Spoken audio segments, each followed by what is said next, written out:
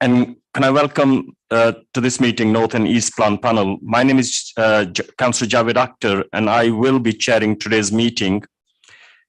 Could I remind everyone that today's meeting is being live streamed on the City Council YouTube channel so that the public can observe the meeting without needing to be present. North and East Plan panel deals with applications from north, east, and east of the city. The aim of the panel is to hear all the relevant information from applicants, members of the public, and the council officers to help members of the panel to make their decision. Could I now invite members and officers to introduce themselves and mute your microphones once you have introduced yourself. If we could start by my left. Andrew Crates, Principal Planning Officer in Planning Services. Lisa Brannan, Principal Engineer, Highways. John Stonard, Team Leader for Design and Projects. Good afternoon, Councillor Nicole Sharp for Temple News and Ward. Good afternoon, Councillor Moran Midgley, Paxton Ward. Good afternoon, Councillor David Jenkins from Killybeck and Seacroft Ward. Good afternoon, Paul Ray from Hunslet Riverside Ward. Hi there, Councillor Hannah Bithell representing Kirkstall. Good afternoon, Daniel Lummer, Senior Technical Officer. Good afternoon, everyone. Councillor Alan Lamb representing Wetherby Ward. Hello, Ryan Stevenson representing the Harewood Ward. Good afternoon, Councillor Trish Smith. I represent the Puddy Ward, but this afternoon I'll be subbing for Barry Anderson, who represents Adel and Wharfdale.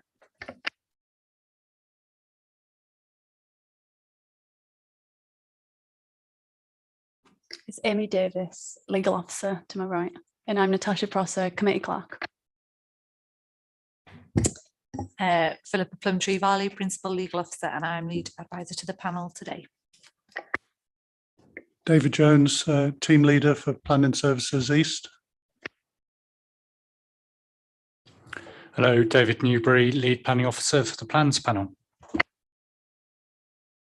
Thank you, everyone. Before I move on to the agenda, can I take this opportunity to thank Councillor Caroline Gruen for chairing this panel for many years, and she has been absolutely a fantastic chair, and I wish her all the best with her new role within the council. Moving to the agenda, could I ask the clerk to go through agenda item 1 to 5, please? Thanks, Chair. Under agenda item 1, there's no appeals against refusal of inspection of documents. Agenda item 2, there's no items which require the exclusion of the press and the public. Agenda item 3, I'm not aware of any late items of business. Agenda item 4, please can I ask members to declare any interests? I'll take that as no. And agenda item 5, we've received apologies from Councillor Anderson and Councillor Smith here to substitute. Thank you. Item 6, minutes of the previous meeting held on the 12th of May 2022. Do members accept these minutes are a true and correct record? Thank you. Are there any matters arising from the minutes? Take it as no, thank you. Move on to item 7. This is an application regarding a residential development of 360 new build dwellings, conversions of offices to form 2 apartments in the old farmhouse, refurbishments, extension of gatehouse, conversions of outbuildings to form garages, bin and cycle store, and associated work on land at Red Hall Lane, Red Hall, Leeds. Could I ask the officers to present the applicant? Sorry. Thank you, Chair. Yeah, so this is the Red Hall scheme that we went to view this morning on the site visit, third site visit. For a bit of context, I've included a number of slides, some of which you'll have in the report pack. Firstly, by way of a clarification, I'm aware that since publication of the report, I think a number of the appendices became somewhat jumbled. So for clarification, Appendix 1 is the minutes of the City Plans panel meeting from 2021. Appendix 2 is the slide that you see before you here, which is the various East Leeds extension quadrants. Appendix 3 is the concept design drawing from the design and access statement. Appendix 4 is the site layout in detail, and Appendix 5 is an extract from the Red Hall planning brief. As I say, I'm just aware, I think they certainly appeared a bit muddled in my pack, so I hope that helps. So in terms of the overall East Leeds extension, the slide that I have up on screen shows the various quadrants. So if I start at the far north and work my way southwards, so the Red Hall site is in the far north, which, as I say, we visited this morning. Then the northern quadrant, which we also visited, which spans between Wetherby Road and York Road, and you may be aware of the Grimes Dyke site, which sits next to it. South of York Road is then the middle quadrant, which spans that area of land down to Leeds Road, heading out to Scholes. And then the southern quadrant is a further area of land between Leeds Road and the now connected Manston Lane Link Road, beyond which is the new bridge over the railway and connecting through Thorpe Park and into junction 46 of the M1. So around where the Springs Retail Park is and so on. On the outside edge of all of that is the East Leeds Orbital Road, which connects the existing ring road to the north of Roundhay and sits on the outside edge of that housing area. And as I say, comes down to junction 46.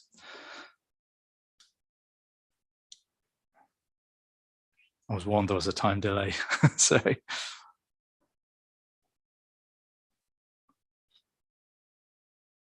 Yeah.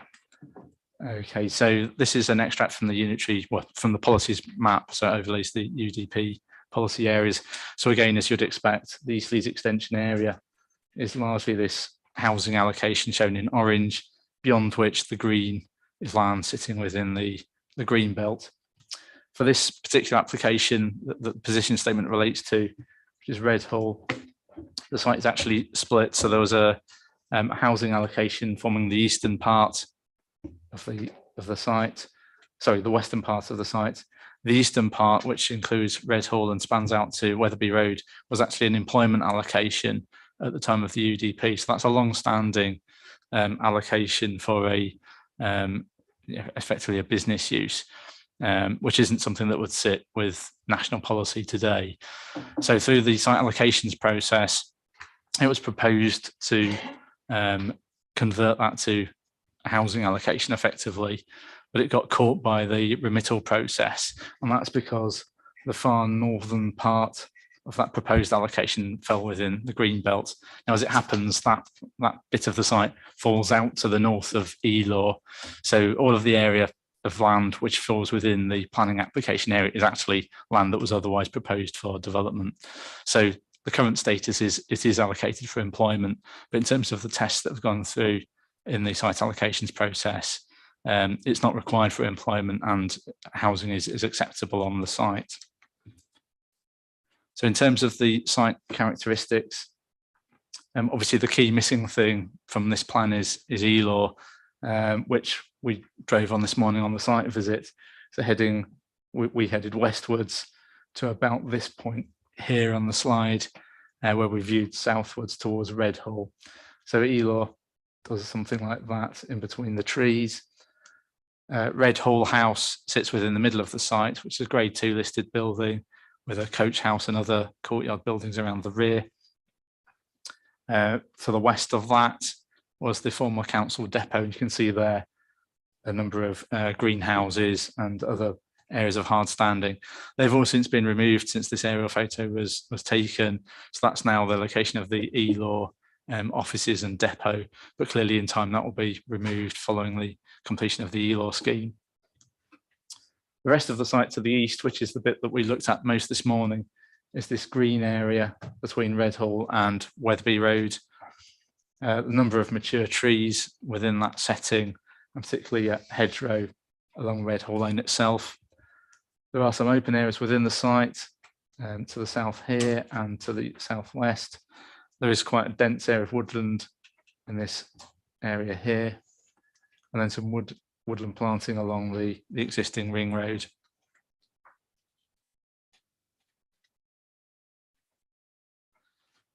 Now, the site itself is actually, for the most part, owned by the City Council.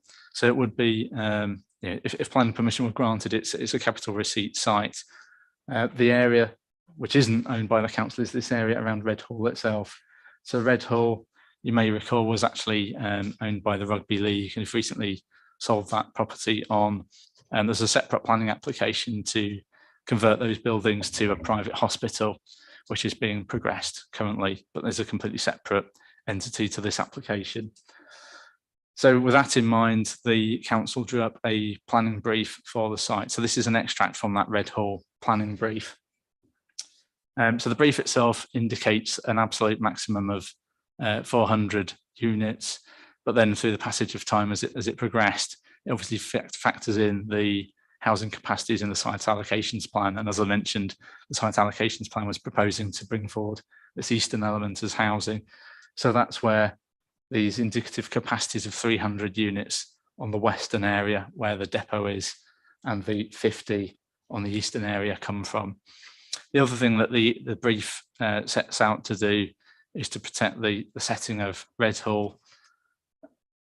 So actually includes an areas of highest to lowest sensitivity. So obviously, as you would imagine, that the area of highest sensitivity is in front of the principal elevation of Red Hall, and that decreasing the further east you go towards Wetherby Road.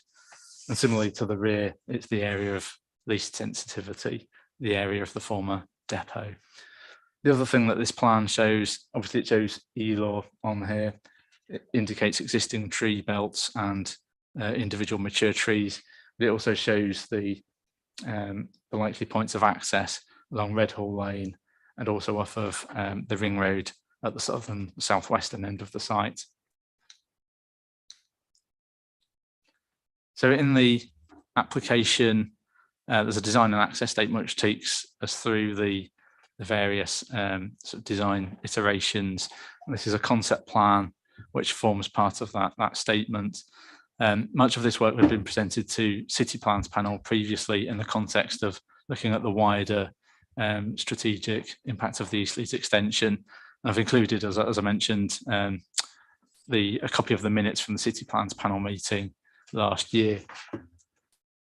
The key elements to draw out are the areas of where housing was proposed. So on this eastern area, a lower density area of housing, which indicated by the sort of paler shade of grey, brown, and then the darker colour is the slightly more higher density or medium density as it's been described on this western half of the site. In terms of the green space, because the site is owned by the City Council, officers in the asset management part of the council have negotiated in quite some detail with ward members in terms of what they want to get from the site in terms of green space. And so there was a desire to have at least an area equivalent to 2 playing fields of green space retained in a particular formation. And that formation effectively includes an area of green space in front of Red Hall House, a significant buffer to Red Hall Lane, to the northern side of Red Hall Lane, and then also a significant area of green space to the west of Wetherby Road. So that's where that U-shaped configuration of green space has come from. Beyond that, the developers have taken that a step further in terms of looking at how that area could be used in the future.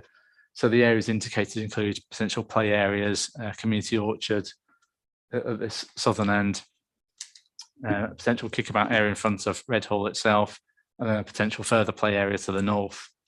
And then elsewhere, you can see existing trees indicated for retention.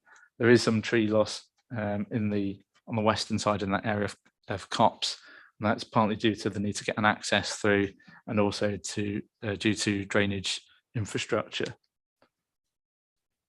So moving that on to the next level is then the detailed layout, which again you should have in the packs.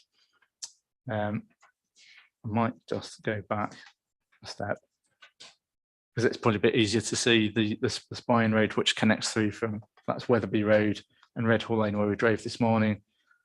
That road would continue through the gates where we turned around. through the site, reach Crossroads, and then head southwards towards Redhall Lane. So that's what's currently proposed. In the layout, that particular street is effectively the same type of street as many of the other streets within the development. And I'll come back to the importance of that later on. Elsewhere, as you'll have seen from the report, there are various layout and design issues which officers have raised with the developers, and they include things like the number of cul-de-sacs that would prefer to see linked so that you have connected loops of streets rather than lots of dead ends. And so that's beneficial from a legibility perspective and permeability through the site. So for instance, if there's a broken down car here, you can still go around the block and get out of the site. So there's all sorts of practical reasons for that. Another aspect of the spine road is this crossroads, which highways have some concerns around in terms of its geometry. And so that's something that we'll look to move away from. And in terms of Redhall itself, obviously it's blanked out here because it's outside of the application site. But there are a number of houses shown to the west of the Redhall complex. Now, although in the brief it's shown as an area of lower or lowest sensitivity, from our perspective, I would say it's not the case that it has no sensitivity at all. And you'll see from the report, the conservation officer has requested that the development immediately to the rear is omitted from the scheme. So those 5 houses and then these areas to the north and south reconfigured accordingly. And within that road, which runs north-south, could be shifted across, so that area could be more an area of meaningful landscaping or even green space. So there are various landscape layouts and design matters to be addressed in the scheme, and we're endeavouring to do that as part of the negotiations.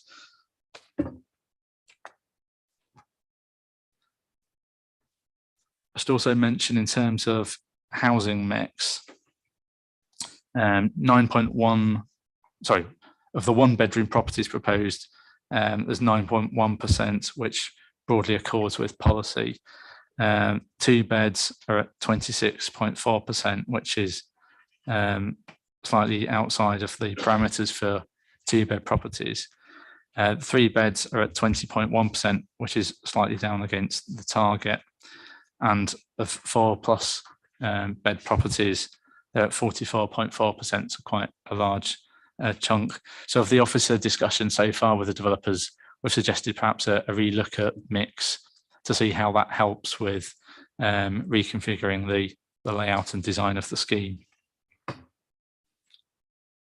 So in terms of house types, there's quite a number of house types. I've tried to provide a number of these, but not too many. So there's an apartment block. There are a number of apartments within the scheme, a number of detached properties, some further apartments, terrace of houses. You can see they largely seek to provide a fairly traditional appearance. These are similar houses that Redrow, the developer, have used in other parts of Leeds on other sites recently. Some further apartments there.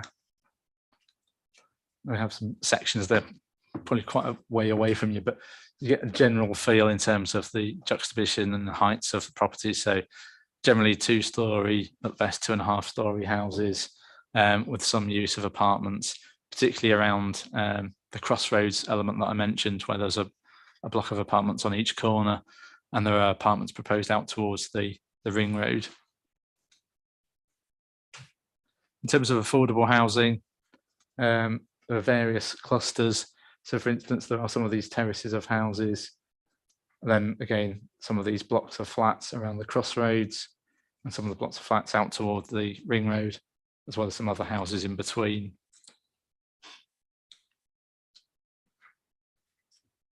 In terms of, for want of a better phrase, green areas within the site, again, you can see that retained area of green space, the retained woodland, and then additional new tree planting proposed, a green buffer around Elor, in addition to the planting that will be delivered as part of the Elor scheme, which is obviously outside of this red line boundary area. So I should also mention the pigeon cote at the far northern end of the site, which is also a listed building, which is also referred to in the report, and something where we're looking to explore its potential future use. So coming back to the point around the spine road, and that's part of the reason for bringing a position statement today is in those negotiations with the developers. There are various factors to pursue, but one of the quite significant ones is this issue of the spine road through the site. And you'll have seen from the letters of representation on the report, there is concern from some of the residents who live on Red Hall Lane about the potential of a through route leading through from Red Hall Lane through the site and out onto the ring road. And that concern is to do with essentially with rat running and the potential for future increased traffic along Red Hall Lane.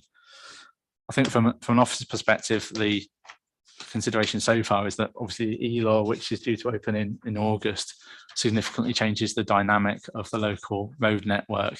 So a lot of that orbital traffic that would have gone, or currently goes around the ring road and might well be looking for an easy way out, should otherwise be directed northwards around E-Law. And actually, this wouldn't be a particularly quick or helpful rat run through the site. The other aspect is the width of the road is currently, as I say, a standard street.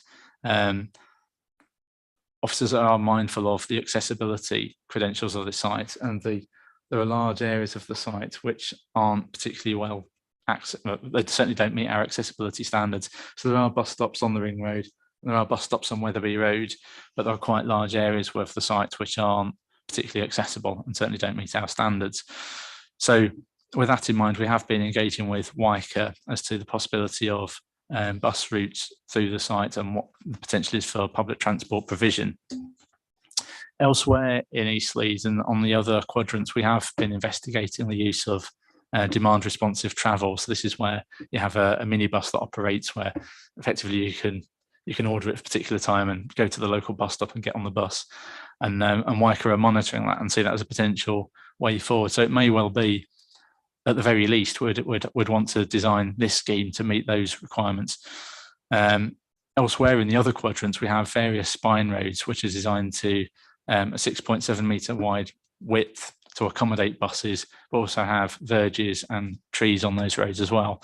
So from a placemaking perspective, it gives the presence of a higher order street and a street where you'd expect to find buses and so on. And it allows that space to insert the infrastructure like bus stops and shelters and so on. So officers have been suggesting that the developer team need to explore that a bit further, and rather than just a standard street with drives and footways either side, it ought to be something more along the lines of a spine road. I suppose the slight conundrum that the developers have is trying to balance, on one hand, the desire from local residents that this isn't a through route, and therefore how do you sort of downplay the road as far as possible in terms of not making it a main road through, for want of a better phrase. But equally, there's a highways perspective in terms of the scale of development at 360 units, where we'd anticipate at least 2 points of access. So those are the sort of factors that are at play.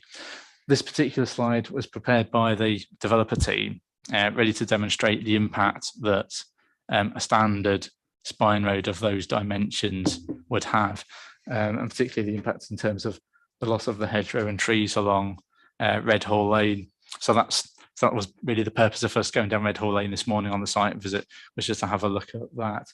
But as I mentioned, we're not advocating clearing all of those trees and hedgerows. And actually, what we think is probably a better way forward is something of a more pragmatic compromise, whereby you have a wider road for the most part where that's achievable. And there will be pinch points, for example, where the gatehouse is that we saw this morning, and where you have this existing road along Red Hall Lane. You wouldn't want to, for example, switch the virgin footway around. So they're different to the other spine roads in other quadrants, but that's fine. This can be reflective of that local character. And there are a number of large trees in those front garden areas on Red Hall Lane as well, which we obviously wouldn't want to affect. And on the northern side, rather than remove the trees and hedgerows, it would be better to really sort of use the green space above in order to take sort of footways and cycleways through as necessary. So the officer view is that probably needs a bit further exploration with the developer team. And so we're be keen to get member views on that potential direction of travel.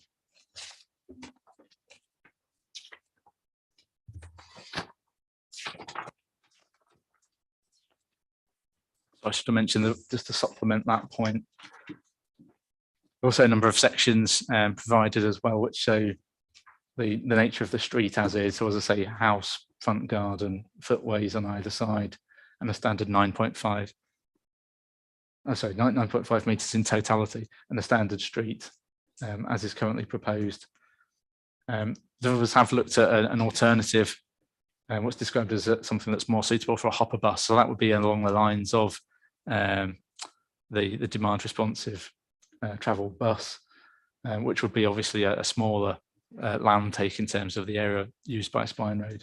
And then this is the quantum of space that would be required to provide the spine road, which is more along the lines of what officers are seeking, which would provide those sort of cycle facilities as well. So I think those are the main points on the presentation. The other aspect just to mention is there's a further letter of representation further to what's covered in the report, and that's from a resident on Redhall Lane. And they state that they're concerned about the widening of Redhall Lane, particularly it becoming a through route. They consider that the two areas of development should be separate parcels. So if I maybe just go back a step. So their suggestion is that this western area should be accessed off of the ring road, and just this eastern area accessed off of Redhall Lane, with the potential of a bus gate between the two. The western development would be better with two accesses onto the ring road. The concept of the spine road should be considered as a whole. Concern about lack of traffic modelling for non-ELAW junctions as a result of development, i.e. these spine road connections to the existing road network. Too many houses are proposed, in excess of 50 noted in the SAP on that eastern area. Concern about loss of trees due to drainage, and concern about how drainage is dealt with generally. And they also consider that the green space should be managed by Leeds City Council rather than a management company. So I think that concludes the presentation, Chair. Thank you. Thank you, Andrew. We have a speaker in support of the application in attendance, Mr. Jason Mowitt, and will be provided up to 4 minutes speaking time to address the panel, please.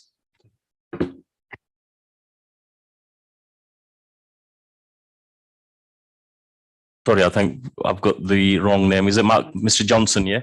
Thank you.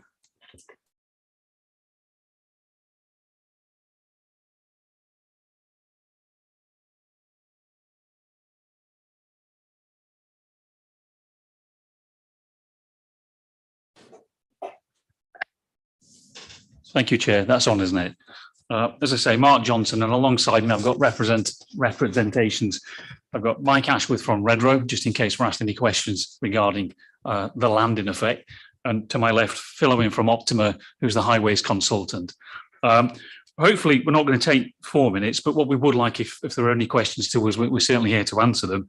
What we do know is that there's a number of questions being raised in the panel report, but essentially, the reason for being here today is upon our request, and our request is to address the principal point about the through road. Those other items that are on the note for you to debate and potentially ask us some questions, we think we can resolve the majority, if not all of those, on the redesign. But what we can't do is that we can't redesign until we have an answer on the through road. And the reason for that, and I don't mind the plan going back up in the conversation, but essentially the through road or no through road is so critical to the design, is that redesign and addressing some of these other points can't get any further. As you've seen from the layout, there's either a through road or no through road.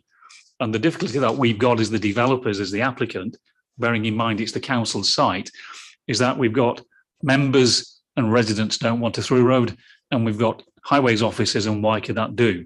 And essentially, we need to come away today, not with the request to further explore, but ideally with an answer. We can do the through road and we can do it without the through road, but we do need an answer on that one to take ourselves any further forward. So Chair, if I can just end my 4 minutes at that point, and by all means, we're here to answer questions. Yeah, thank you, Mr. Johnson. Do members have any questions to the speaker? And could I invite you to raise your hands if you do so? Councillor Lamb. Yeah, thank you, Chair, and thanks for to the point presentation. Always appreciated. Just be useful to, from your perspective, understand the pros and cons of the three options of the through road. Yeah. Yes, thank you, Councillor Lamb. And again, I don't know if we could just put the slide up, but in effect, we've got a planning application where we've got we've got a through road, but in effect, it's the narrow corridor. It's designed in effect to some extent to maximise development, equally with drives off that narrower corridor in effect, but to not appear as if it will be a through route in effect, to avoid any ability to rat run. It doesn't look as if it's the through road, and what you'll be aware is that because we're working on the East Leeds extension sites all the way through East Leeds, not just through Elaw, but all the way down through those developments, we've got a spine road, a public transport spine road. And on the three cross sections that we've provided, it's in effect, it's the maximum one. Redhall doesn't fall under the SPD for East Leeds. It's got its own design requirement in a design guide. The design guide doesn't anticipate a spine road through the site. We hadn't anticipated an all singing, all dancing spine road through the site. And what that plan on the screen shows is that if we do that, then it has design consequences, certainly off the edge of Redhall. We think if we're going to have a through road with a hopper bus ability, then we would need to design it slightly wider than what we've got it. And therefore, we have suggested a bespoke halfway house option on the plan. But that, in a sense, is still a spine road that goes through the site.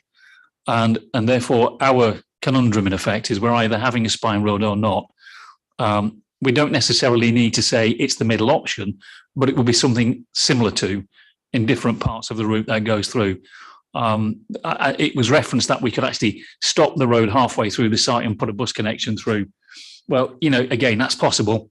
We don't mind that, but we do need some guidance as to which one we're going to go on. Councillor Lamb, do you want to come back? Thank you. Anybody else? Councillor Stevenson. Thank you, Chair. In the report at para 31, Historic England have raised some significant concerns regarding the housing around Redhall. So linked to the spine road, obviously you make it wider, then your argument is that means you can fit fewer houses in around it. Have you thought to address Historic England's concerns, and have you modelled how a reduction in the housing around Redhall would allow you to widen the spine road?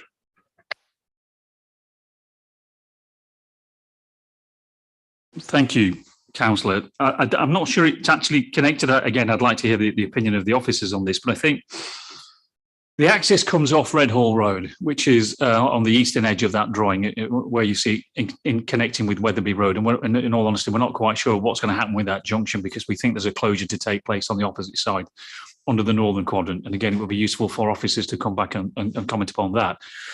But there is no alternative access point into the site off Wetherby Road. So we're coming in off the Redhall Lane, whatever happens. The Historic England objection, in part, is one of principle. They don't want to see housing on that eastern part of the site, but then tend not to understand that the site is already allocated for employment use. We appreciate Historic England want us to respect the sensitivity of Redhall, and that's what the planning brief does. So that area of housing to the east of Redhall is laid out in that fashion that was pointed out by Andrew Crates in his presentation, in a use shape of green space. And I think from the design officers so far, and from all of the comments we've had from the councillor's design team, is that that's fine, subject to one or two tweaks of design on the houses fronting onto Redhall. But the access point along Redhall Lane is not something that we can change. And as we've pointed out on this plan, if we go for the all singing, all dancing, higher design spine road spec, we end up losing trees and moving verges around. and that's not what the residents along there want. So to summarise, I don't think there's a connection between Historic England's comments about the development to the east of Red Hall and how it reacts with the access road, because we can't in effect move the access point. You okay with that, Councillor Stevens? Yeah. Anybody else? If Councillor Lamb. So it's a separate point on housing mix, if I may, just to understand from your perspective what wriggle room you feel that there is on the housing mix to probably a bit less of on the high end of bedrooms and a bit more 3 bedrooms in particular. Yeah, thank you, Councillor. We are looking at that, and we think there is some wriggle room on that one. We're very mindful of lifestyles these days as to how people work from home. As a result of that, sometimes you do end up with references to bedroom numbers being the fixation, and it's clearly not. I mean, most of the meetings we have with planning officers these days are from somebody's bedroom on a laptop. So what we want to look at is we'll look at the mix and we'll make some changes to that.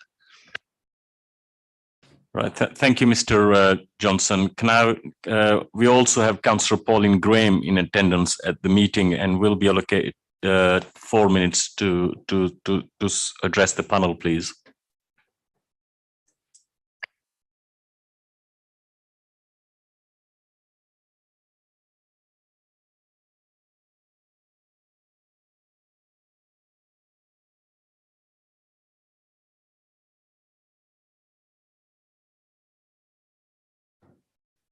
Thank you, Chair. Councillor Pauline Graham, Crossgates and Winmore Ward, and a resident of the area since I was 5 years old. So I know all the playing fields.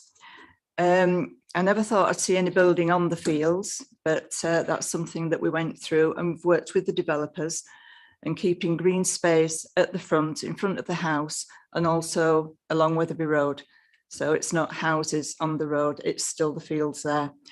And the main thing we did say from the many meetings going back over a few years with my previous colleague, Peter Gruen, was we didn't want a rat run from Red Hall Lane through to the ring road, because there would be, because traffic coming down the ring road that would go to the roundabout, Wetherby Road, that go straight through. So that was our main issues. And apart from that, I'll leave it because I think my 2 colleagues here have made the specific comments. Thank you. Any questions to Councillor Graham, please? Yes, Councillor Stevenson. Yep. Hi, Councillor Graham. Just following on from what we just heard about the width issues on this on the road, would you have a comment, a view on those issues as a local ward member?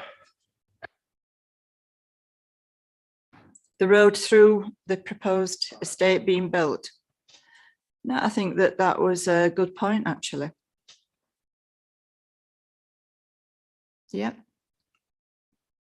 I wouldn't object to that, the road being widened and reducing the houses. Thank you. Anyone else? If not, thank you, Councillor Graham, for your time. Members have any questions to officers? Again, if you could raise your hand, please.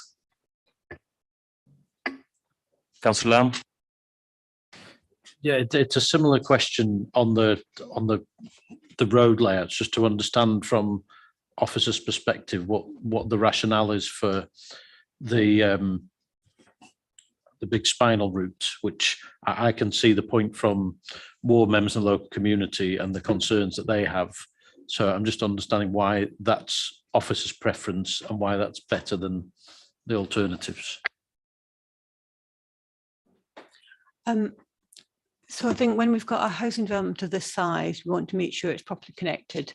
And our design guidance, for developments over 300 houses, we're looking for 2 access points.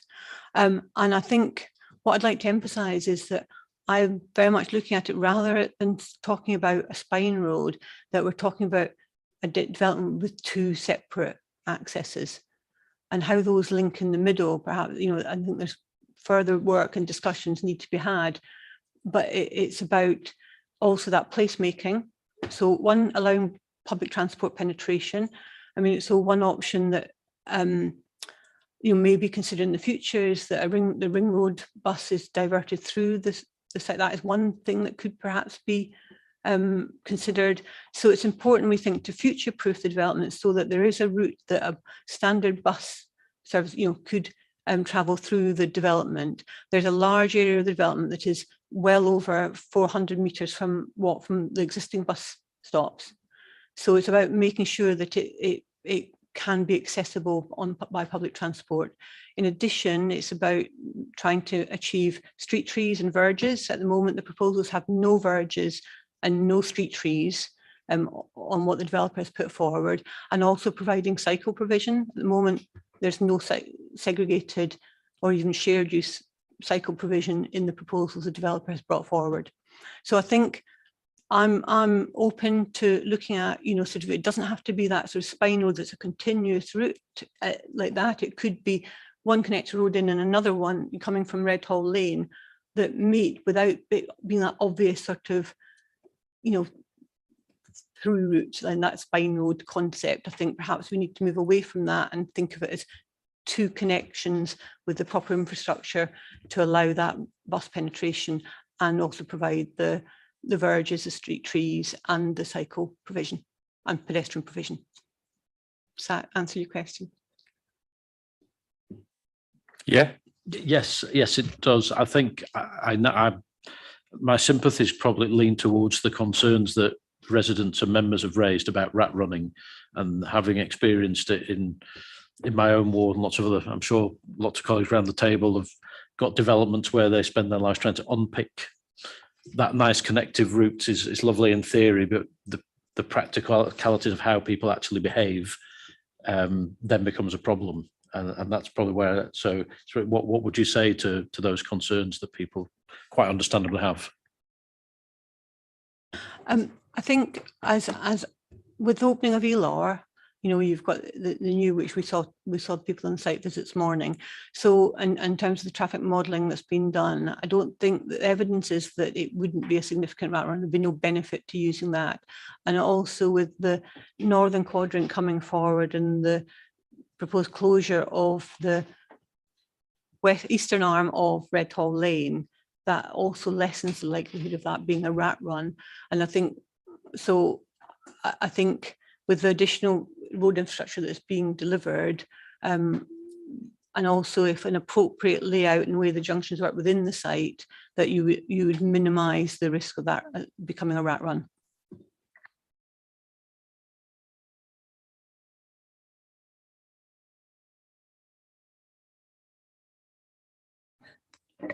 Sorry, the buttons. Yeah, so if I can just add in a further point on that. At the moment in the developer scheme, they've got this area of crossroads, which I mentioned that Highways had some concerns about. But in terms of looking at a potential design solution, we could work in, I think we've talked about a T-junction potentially in the middle of the site rather than a crossroads. So rather than it being one continuous, we haven't got the slide up, rather than it being one continuous road through, there could be an ability to have a road in from the ring road and then a separate street which runs to Redhall Lane, just to break it up and make it feel as though it's not a major thoroughfare, but still allow that potential for bus penetration in the future. Yeah, I've got Councillor Smith and then Councillor Bithell and then Councillor Stevenson, please. Thank you, Chair. My point was actually to try and see if there was any way to break the road up. It is long and straight. It will turn into a rat run. That's just the way things are. So I think we do need to somehow punctuate it and make it awkward so that it's far less appealing for people to just see it as a shortcut through. But I like the idea that we've got two separate accesses. I think that's necessary. I just think we need to design it better to protect the residents on that estate, because they are going to be living on a main road and that isn't what they're buying into. Thank you. I think it's not the intention that it will be a main road. It's the geometry we're looking for is what we term a connector street. So it's connecting the new development to the external network rather than a sort of like a main road. but it's just making sure that we've got that cycle connectivity, public transport potential and pedestrian connectivity as well. Thank you. I understand the concept, but the reality will be different. Right, Councillor Bithell. Thanks very much. It's been touched on a little bit around making it less appealing. There are hard engineering solutions that we can use to make it still an effective public transport route, but make it so that the rat running is, well, it's a human nature thing, isn't it? So if you don't think it's going to be quicker or easier, then therefore it's less likely to be done. So if we're doing things like build outs that buses can still get effectively round, but actually it slows the traffic so it becomes less attractive, there's ways to kind of have the best of both worlds, I guess. I also think I personally, and this might just be because of experience in my ward, but I personally find looking at that quite worrying in terms of not so much the rat running, but the sort of nuisance bikes and the almost racetrack nature of it.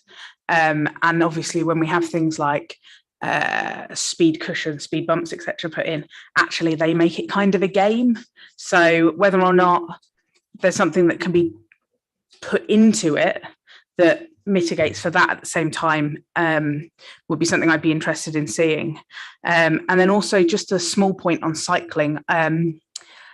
I have started cycling, but I'm using, you can see the shock in Councillor Lamb's face there. But I use an electric bike because I am not up to a regular bike. And if we want people to be getting into cycling, then that is where a lot of people will start.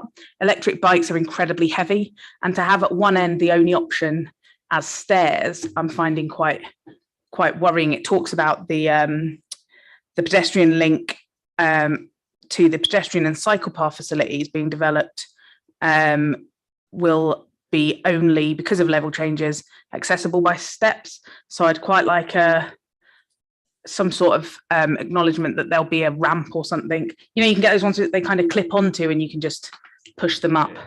They're often at stations and things, if I've read that right, which I also may not have done. Thanks. I believe that there is actually a ramped access to the bridge over the Elor, and that's what you're referring to. But I think we are working again, pushing to try and improve, put other links into the Elor route as well, and also along the existing ring road, where we're looking for a cycle access to link to the Elor route, and also to link to other cycle network beyond the site as well. So we are, and also to improve the link along the A58 up to the Elor roundabout and the new Elor route round the way, which includes, segregated cycle route all the way around. You okay with that, Anna? Yeah, paragraph 11 was what I was looking at, and it was really specific that there was only steps. So that will be the bit that I'm specifically talking about, but any improvements obviously will be really welcomed. Thank you. Stevenson? Could an officer just explain to me, you mentioned a closure on Red Hole Lane. So can we just explain where that's at and what the actual proposal is for clarity first, before I make further comment? Can I just remind members, I will be giving you the opportunity for comments, so keep it to the questions for a time being, yeah?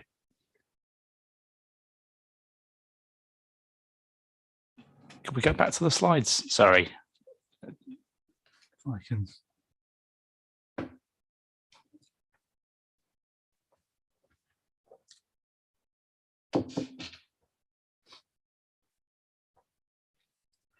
It might be useful if I skip slightly into the next presentation, perhaps to answer the question. Will that be okay? Sorry.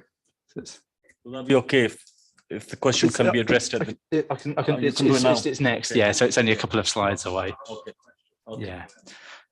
So this links into, the Councillor Lamb's question links into the Northern Quadrant proposals, which is the next scheme, but clearly the site is next door to the Red Hall site. So the Red Hall site is to the west of Weatherby Road here. So on the Northern Quadrant, the outline consent requires Red Hall Lane to be closed, a point closure on its eastern side, up to the east of Wetherby Road.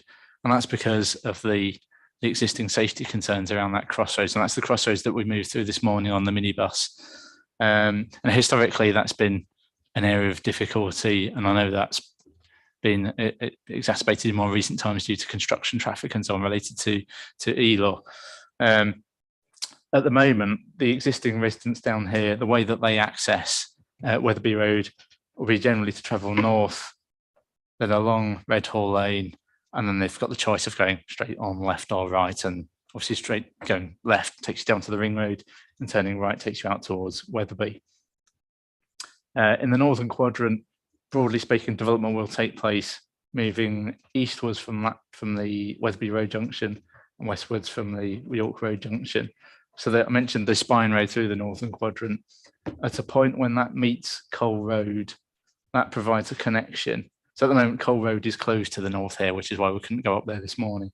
But eventually that will be open, and that will allow those existing residents to then travel northwards up Cole Road, along the spine road, and then exit out onto ELAW, and they can then travel east or west, and again north or south. So at that point, it offers the opportunity to close that section of Red Hall Lane there, which then overcomes that existing safety concern around that crossroads. It's also at that point that then bus penetration can take place into northern quadrant and then eastwards. So I think that was the point you were getting to, Councillor Stevenson. Yeah, you've clarified it, so thank you. So my question then about the width of the roads and bus usage, etc. So is it correct what you're saying is that you've got to widen the road if you're going to have things like large buses moving down them to get them down? So if you have what the developers have proposed initially, your argument is that the road's not wide enough to have that bus penetration. So how are we expecting things like bus lorries, HGV deliveries, etc., to be utilising those roads if the buses, which are often wider than buses, if it's not wide enough for buses? It's about ensuring that those buses can progress, without sort of hindrance. Whereas I think HGVs and delivery lorries, that they're viewed as less frequent.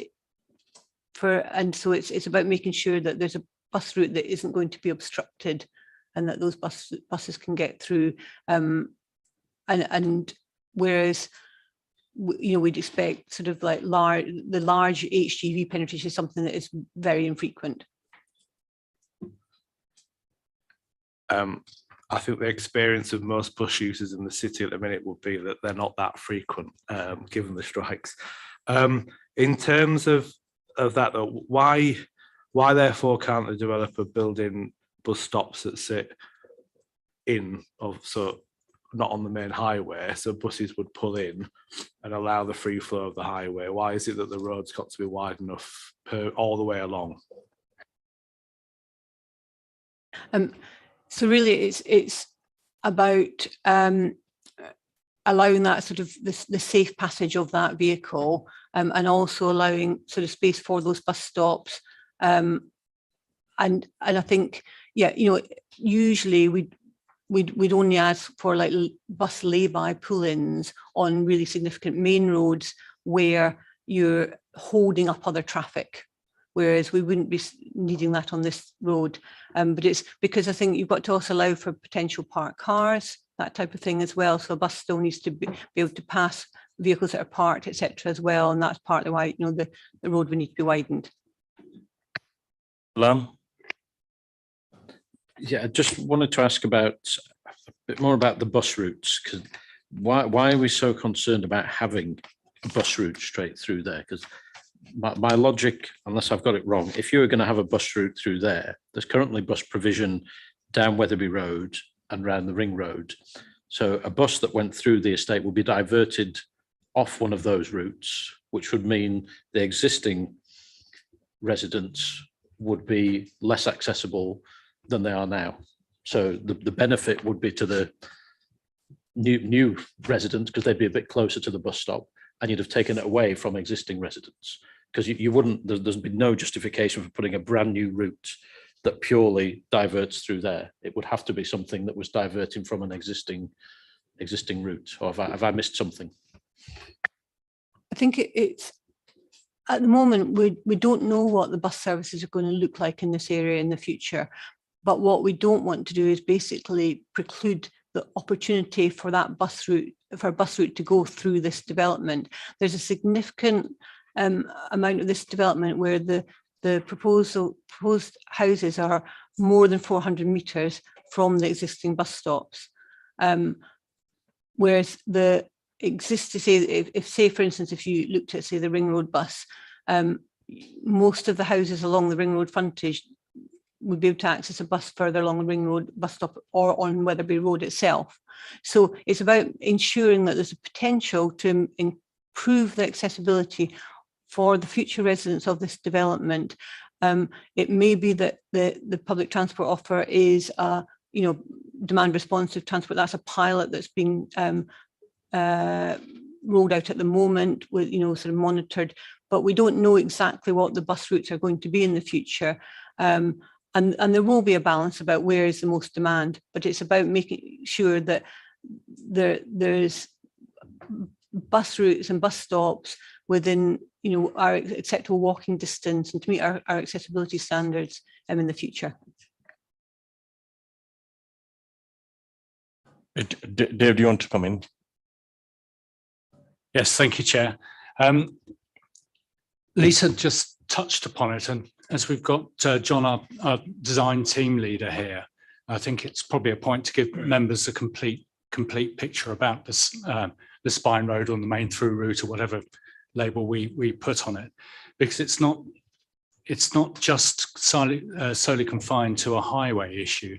There is also an issue about, as Lisa touched upon, mentioned placemaking, and giving that sense of identity, and the issue around about the hierarchy of streets as well, and making a place more legible so that people can easily find their way around it. And what you see a lot of what's coming out of central government planning guidance at the moment about making beautiful places talks about grass verges and tree-lined residential streets. So it's probably just worth hearing what John's got to say on that aspect. Sorry to put you on the spot, John. Thank you, Chair. Yes, the point was made that it's not just about the accessibility, but it is the placemaking.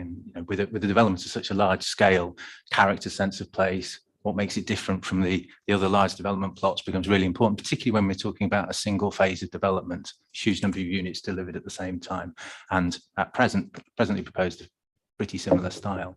So the structure of the place, the legibility, how easy it is to find your way around, is an important part of that. The point's been made about the direction from government, and it's very much about beautiful, distinctive places. Greenery is incredibly important. The width of the street sends a message, and the ability to incorporate things like verges, street trees, sends a message to people using the area about where the centre is, how to find their way around, and distinguishes one street from another, which is incredibly important in terms of creating these new neighbourhoods. If you think about the neighbourhoods that we love, they have a really clear structure to them. And it's not just about the buildings, it's not just about the architecture, but it's about the size of space and how easy the greenery, and how you can find your way around. So that kind of central route is a really, whether it's a through route or not, is an incredibly important asset to any new neighbourhood. Thank you, John. That was helpful. Councillor Smith and then Councillor Bithell. Thank you again, Chair. I'm not sure if you might be best placed to actually answer this one. I realise it isn't current policy, but if we are in essence future-proofing this estate in case we get a bus, why aren't we future-proofing in case we get a mass transit? Thank you. I think if in the future a mass transit system is actually delivered for Leeds, it would most likely be on the main arterial routes in and out of the city, with some key radial routes as well, most likely. And this isn't what we're looking at for this development. And also at the moment, there's no policy hook for mass transit. So we haven't got, it's not, I know there's work going on with WICA and, looking at developing mass transit, but it is far in the future and we haven't got a policy to require that. Thank you, Councillor Patel. Thank you. I've not checked the specific distances involved, but I wonder, have we looked at having a commuted sum to allow bus stops to be put in around the development, so it is retained on routes but extra put in so that it comes below the 400-metre bus stop policy? We would usually be seeking a contribution to provide bus stops, but in terms of the accessibility, we there needs to be a service to those bus stops. But we would be seeking a contribution to install bus stops if that is, if decisions made to route a bus through the development in the immediate term. To come back here. Yeah, sorry, I mean outside, so the bus stops are outside of the development, so we then don't have the issue with the spine road, but people still have the accessibility of them being within 400 metres because they're just moved, or there's more of them, if that makes sense. Yeah, sorry, Councillor, yeah, I think I do know what you mean.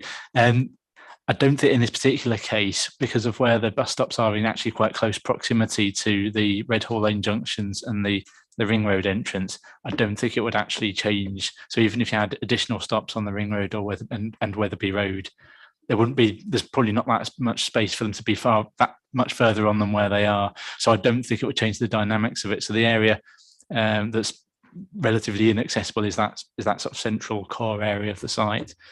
So yeah, in answer to your question, I don't think it would make much difference. Can I now ask members for the comments? Anybody wants? Sorry, is that a question, Dave?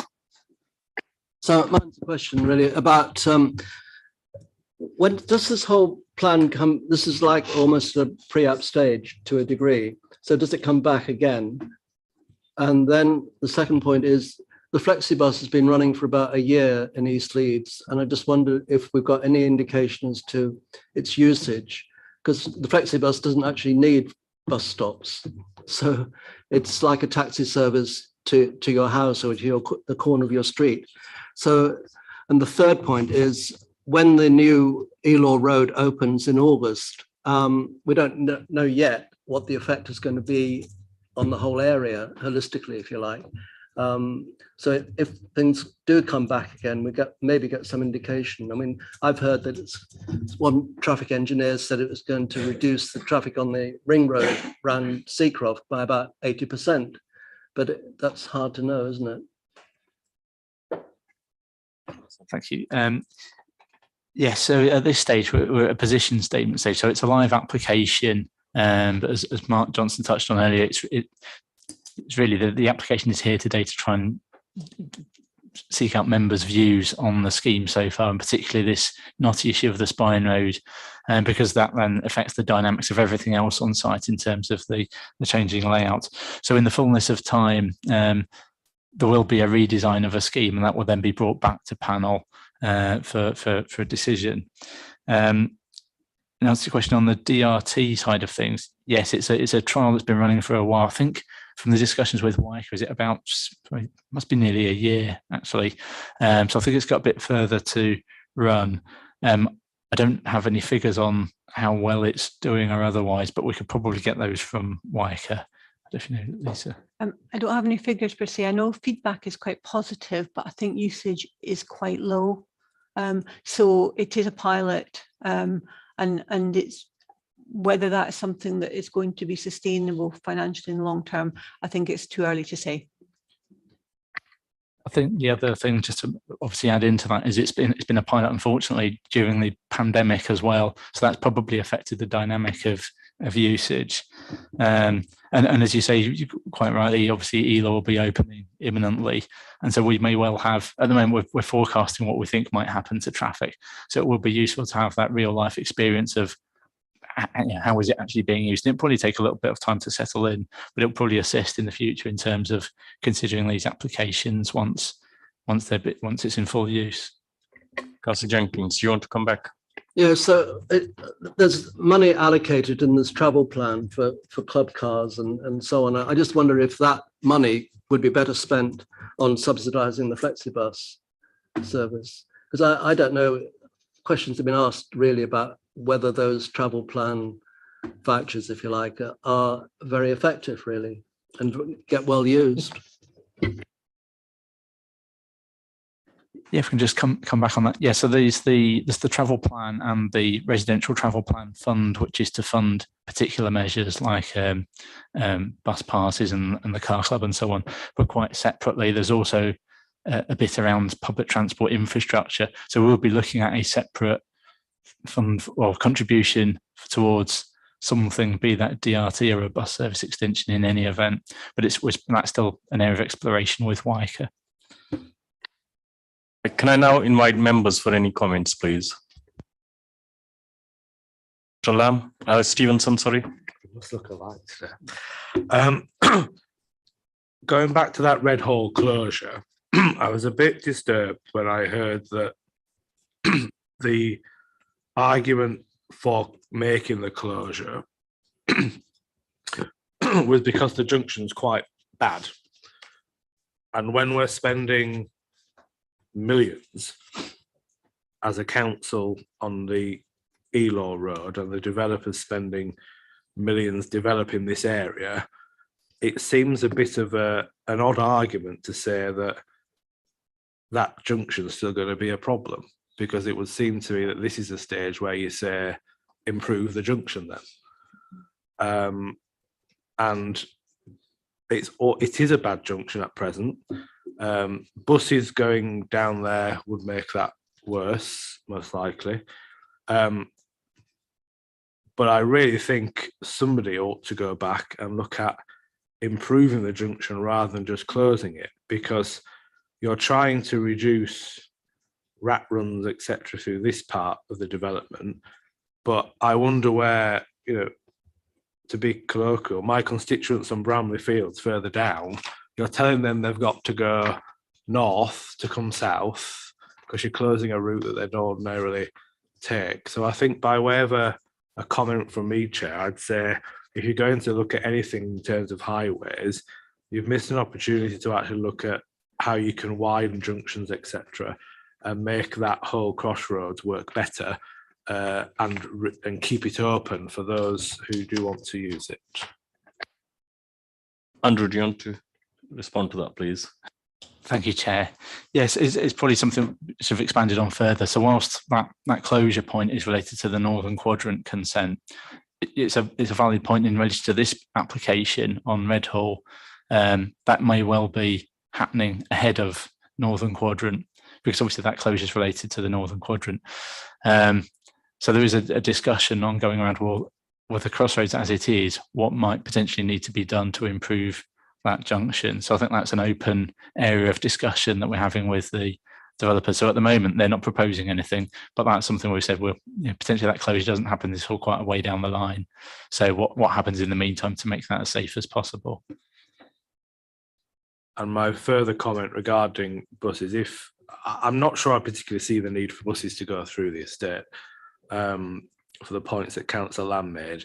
I think there's also amenities on Wetherby Road that people could use if needed.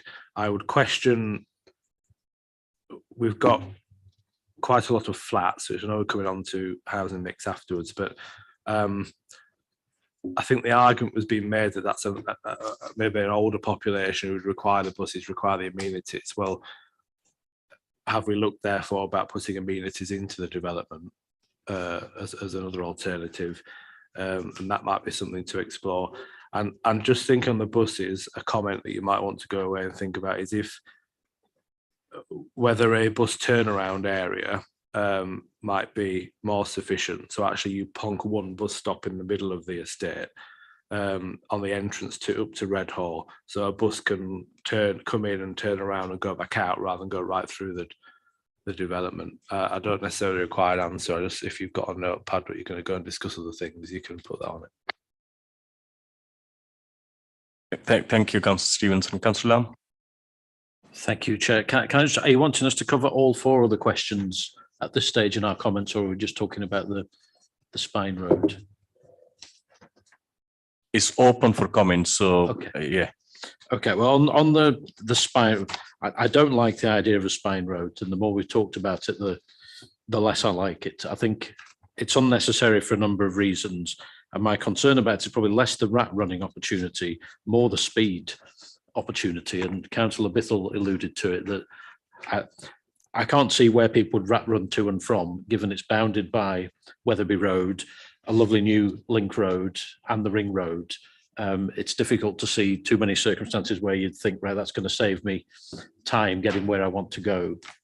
Equally, I strongly see the justification for having it as a bus route, and I'd like to see the connectivity more within the site and have that broken up rather than one big straight route. I don't think it's necessary, or I know the points you made, but personally, it's a subjective thing. I don't think it's particularly attractive to the development. On the other issues, I would like to see some movement on the housing mix, as suggested by officers. And the other area I would like to see some changes, probably to create more of a buffer around Red Hall to the western side, in the same way as it's been created on the eastern side. So I think that would be the key points for me at this stage. I guess it's going to come back at some point, and other things are detail, but the developer needs the principles, don't they, at this point? Right, anybody else? Can I now invite David to sum it up, please?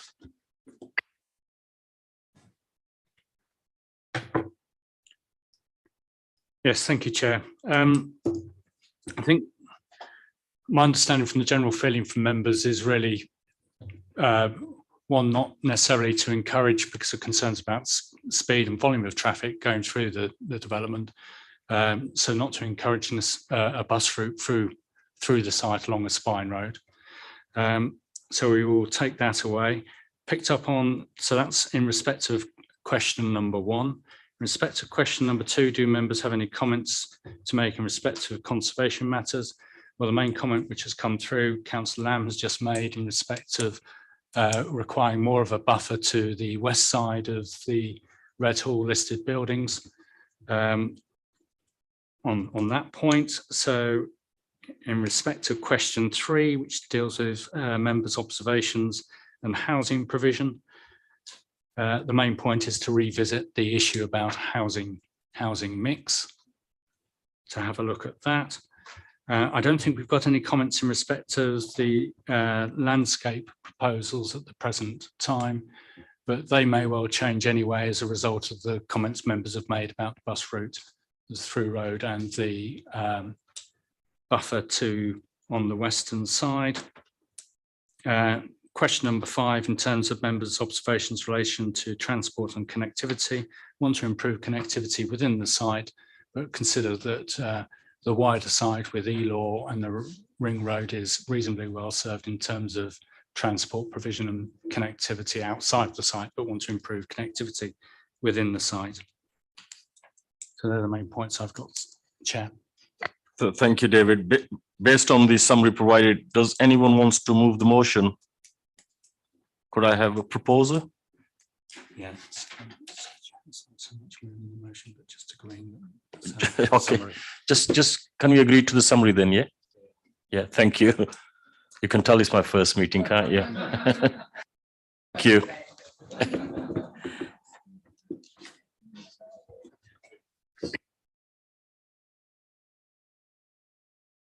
Can we now move on to item 8, which will be presented by Andrew again? Thank you, Andrew.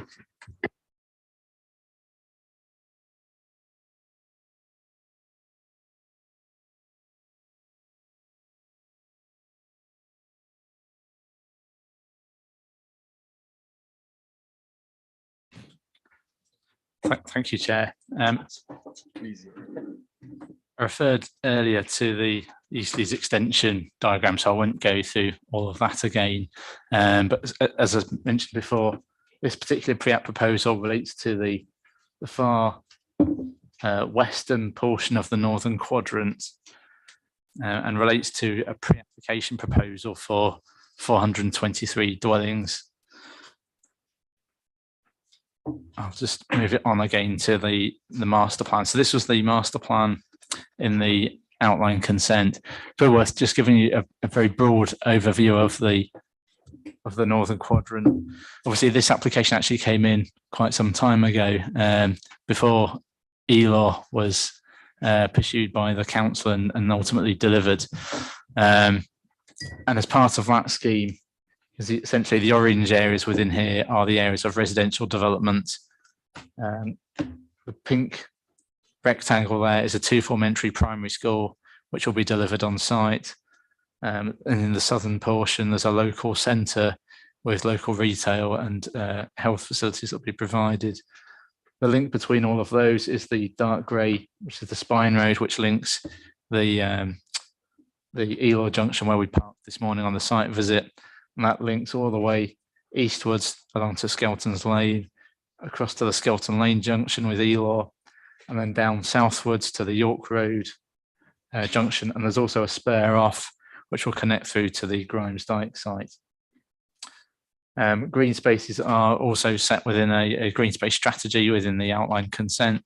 And so the question therefore on this reserve matters proposal is do the proposals sit within that framework?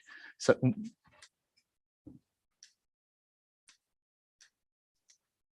that framework being this part of the site with the green spaces shown. So there are a number of plans which have been submitted by the developers to the council, which broadly accord with those principles, which is what the requirement is. So it's probably now a good opportunity really to hand over to the developer team to give their presentation.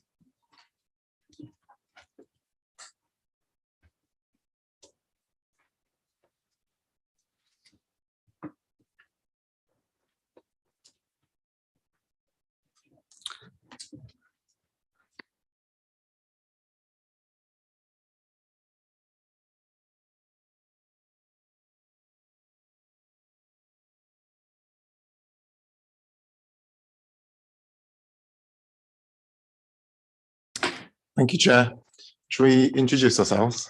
First of all, I'm Matthew Gregg. I work for Lichfields and working on behalf of Persimmon Homes, West Yorkshire.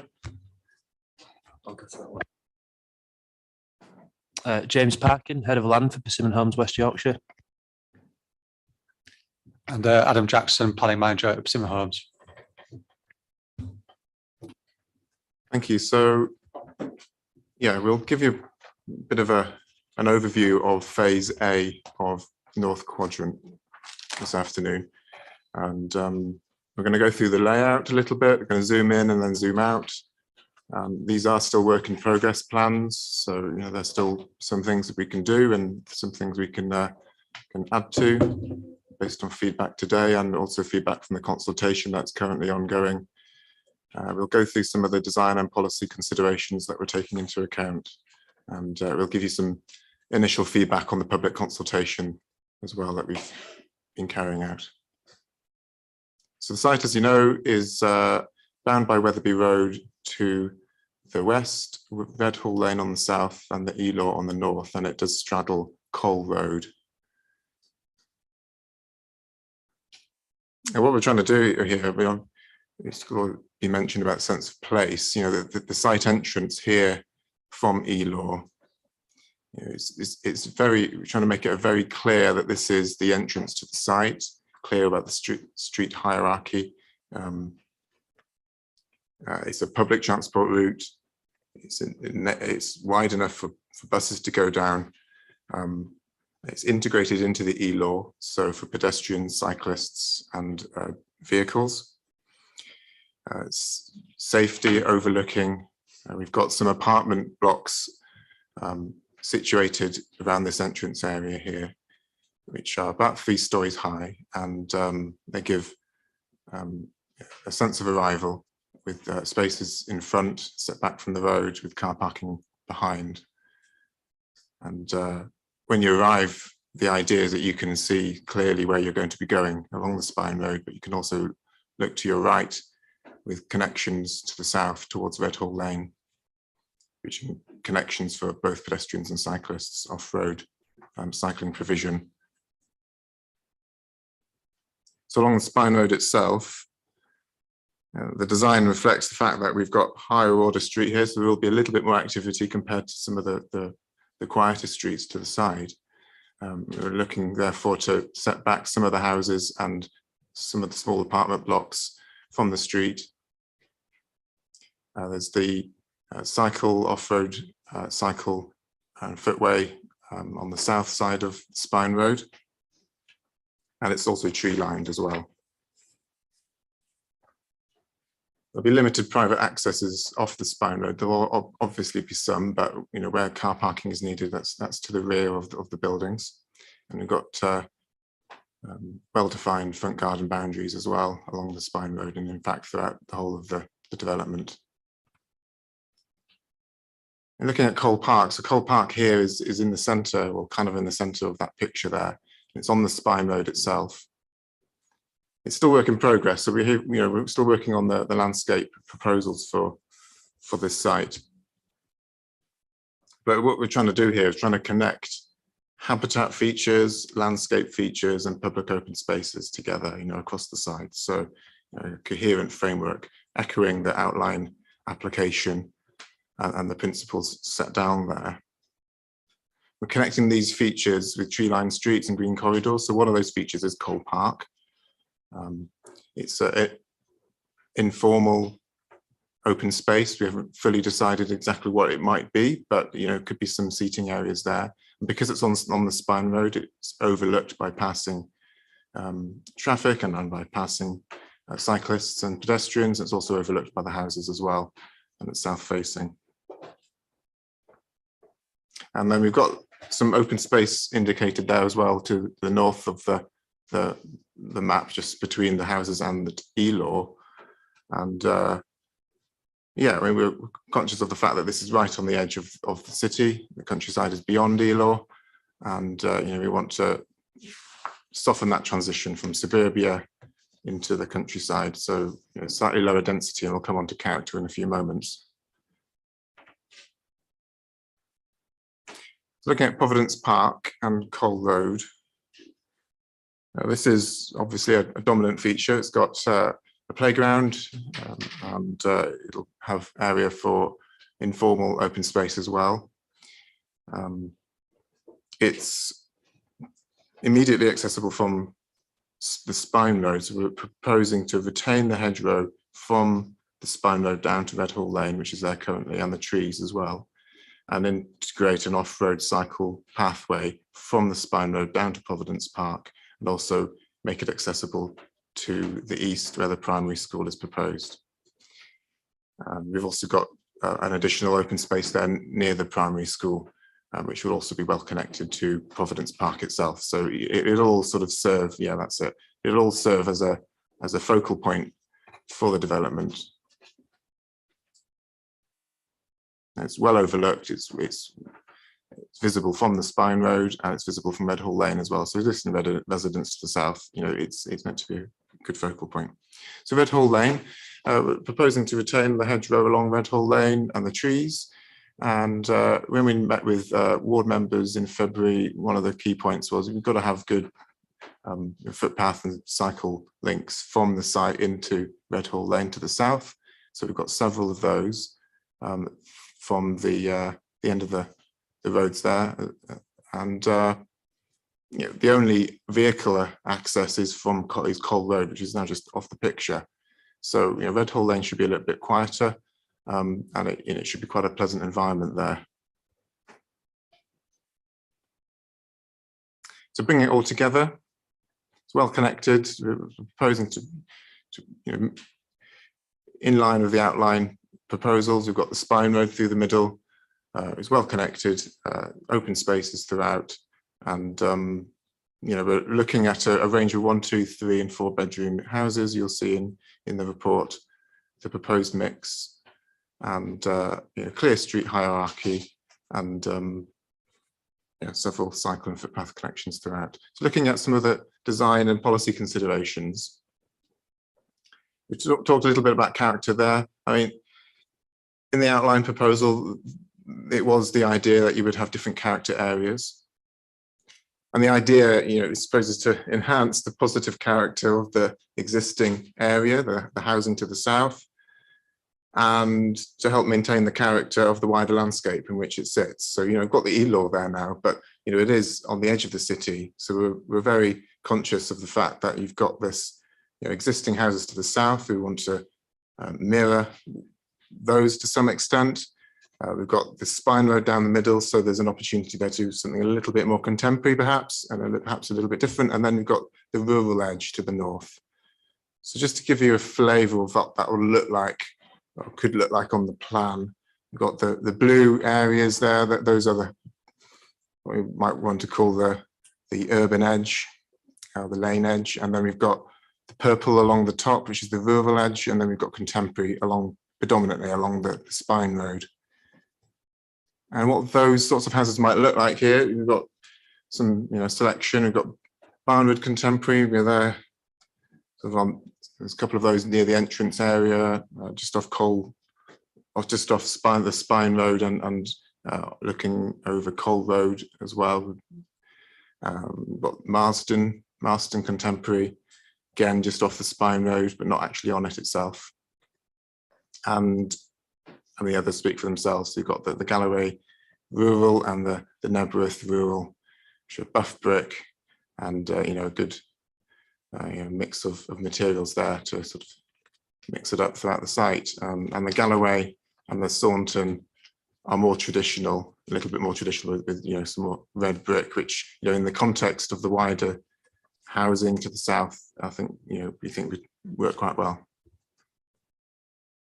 So yeah, we've already touched upon public open space and green infrastructure. The idea is that we have a network of green infrastructure through the site. It's well connected and retaining trees and hedgerows, where we can, and certainly where they're adding to the proposal significantly. And I won't say much more on that. So affordable and accessible housing, we're policy compliant, 15% affordable housing, 60-40 split, and accessible housing as well, also policy compliant, proposing to have the accessible and adaptable standards and wheelchair user dwellings. In terms of sustainability, we're aiming for the policy compliance, but actually trying to go a little bit beyond that. High levels of insulation and photovoltaic solar panels and electric vehicle charging points to every dwelling, which is policy compliant as well. And introducing tangible ecological enhancements as well, and then trying to work towards enhancing the wildlife throughout the site. So just to touch upon some of the consultation that we've done so far, we did a drop-in exhibition last Wednesday, which was very well attended. We estimate that about 80 to 100 people probably attended. 10 minutes. Yep. Can I ask the speaker to wrap it up, please? Yeah, I'll wrap it up. That's absolutely fine. So we've got a website, dedicated website. We've got currently over 500 visitors, and it's some positive things people are saying, but also some concerns as well, understandably, which I think Andrew distributed to members yesterday. I think a few points on those, so we can discuss those shortly. Thank you. Thank you. Can I invite members for any questions to the speakers? Lam. Yeah, thank you, Chair. You'll be pleased to know I've got a Councillor Anderson style list of questions. So I'll just go through them all, and then so it's starting where you started on the feature on the entrance from E-Law at the roundabout. It's a relatively minor thing, but it's got the feel of somewhere where the residents at some point will ask for a gateway feature. And I wonder if it's something you might consider either putting a provision in for the residents to work on once they're in place, or for something that it just has the feel that it could do with something at the entrance. Just looking at the layout, I had some concerns about on-street parking, and if you could talk about that and refuse collection as well. And just thinking of issues we often come across. On the southern boundary, it feels a bit close to the I know there's a buffer strip from the site visit, but I just wonder if you comment on sound pollution and air quality from E-law itself for those people on the southern boundary. Again, if you could talk a bit more about the accessible green space, because the lovely pictures of the playground and the child didn't quite seem to match what was proposed in the development. So it'd be useful to know a bit more detail about what the actual accessible green space will look like. And then I'd be grateful for your comments on the proposal to close Red Hall Lane, which I have some concerns about. So it'd be useful to know where you are on that. So that completes my list, Chair. Thank you. John, do you want to respond to that, please? Yeah, thank you. Yeah. I mean, we certainly consider, the gateway feature idea. I think it's a really good idea, and we can be something that's done as part of the once the development is up and running, or once we get residents moving in, and it can be a good thing to do. In terms of on-street parking, yeah, I mean, we're looking at where there is car parking to the rear of the apartments, and where there's car parking, every dwelling will have car parking spaces, and they will be set to the side of the dwellings where possible, to reduce on-street parking. What do you want to say on that? I think we've done our best through the design to try and reduce or minimize access onto the spine road, and therefore on-street parking as far as we can. As Matt sort of touched on during the presentation, we've tried to, in certain areas, direct traffic off the main spine road and have the parking available around the side, round to the front, and to the rear, of dwellings where possible. So yeah, I mean, it's all going to be policy compliant, but we have tried where possible to reduce on-street parking to avoid that view of cars sort of fronting onto the highway. So that is part of the design, and obviously that can be considered through the application. Yeah, and in terms of the southern boundary being too close to the E-law, I presume you mean that the northern boundary being too close to the E-law and about noise. Yeah, yeah, I mean, for sure. We've been working with noise consultant, as part of the reserved matters, to check that we're in line with the outline and what was done at the outline, and whether there's any need to tweak that or to do any more work. So we'll report back on that. We'll take that in particular point about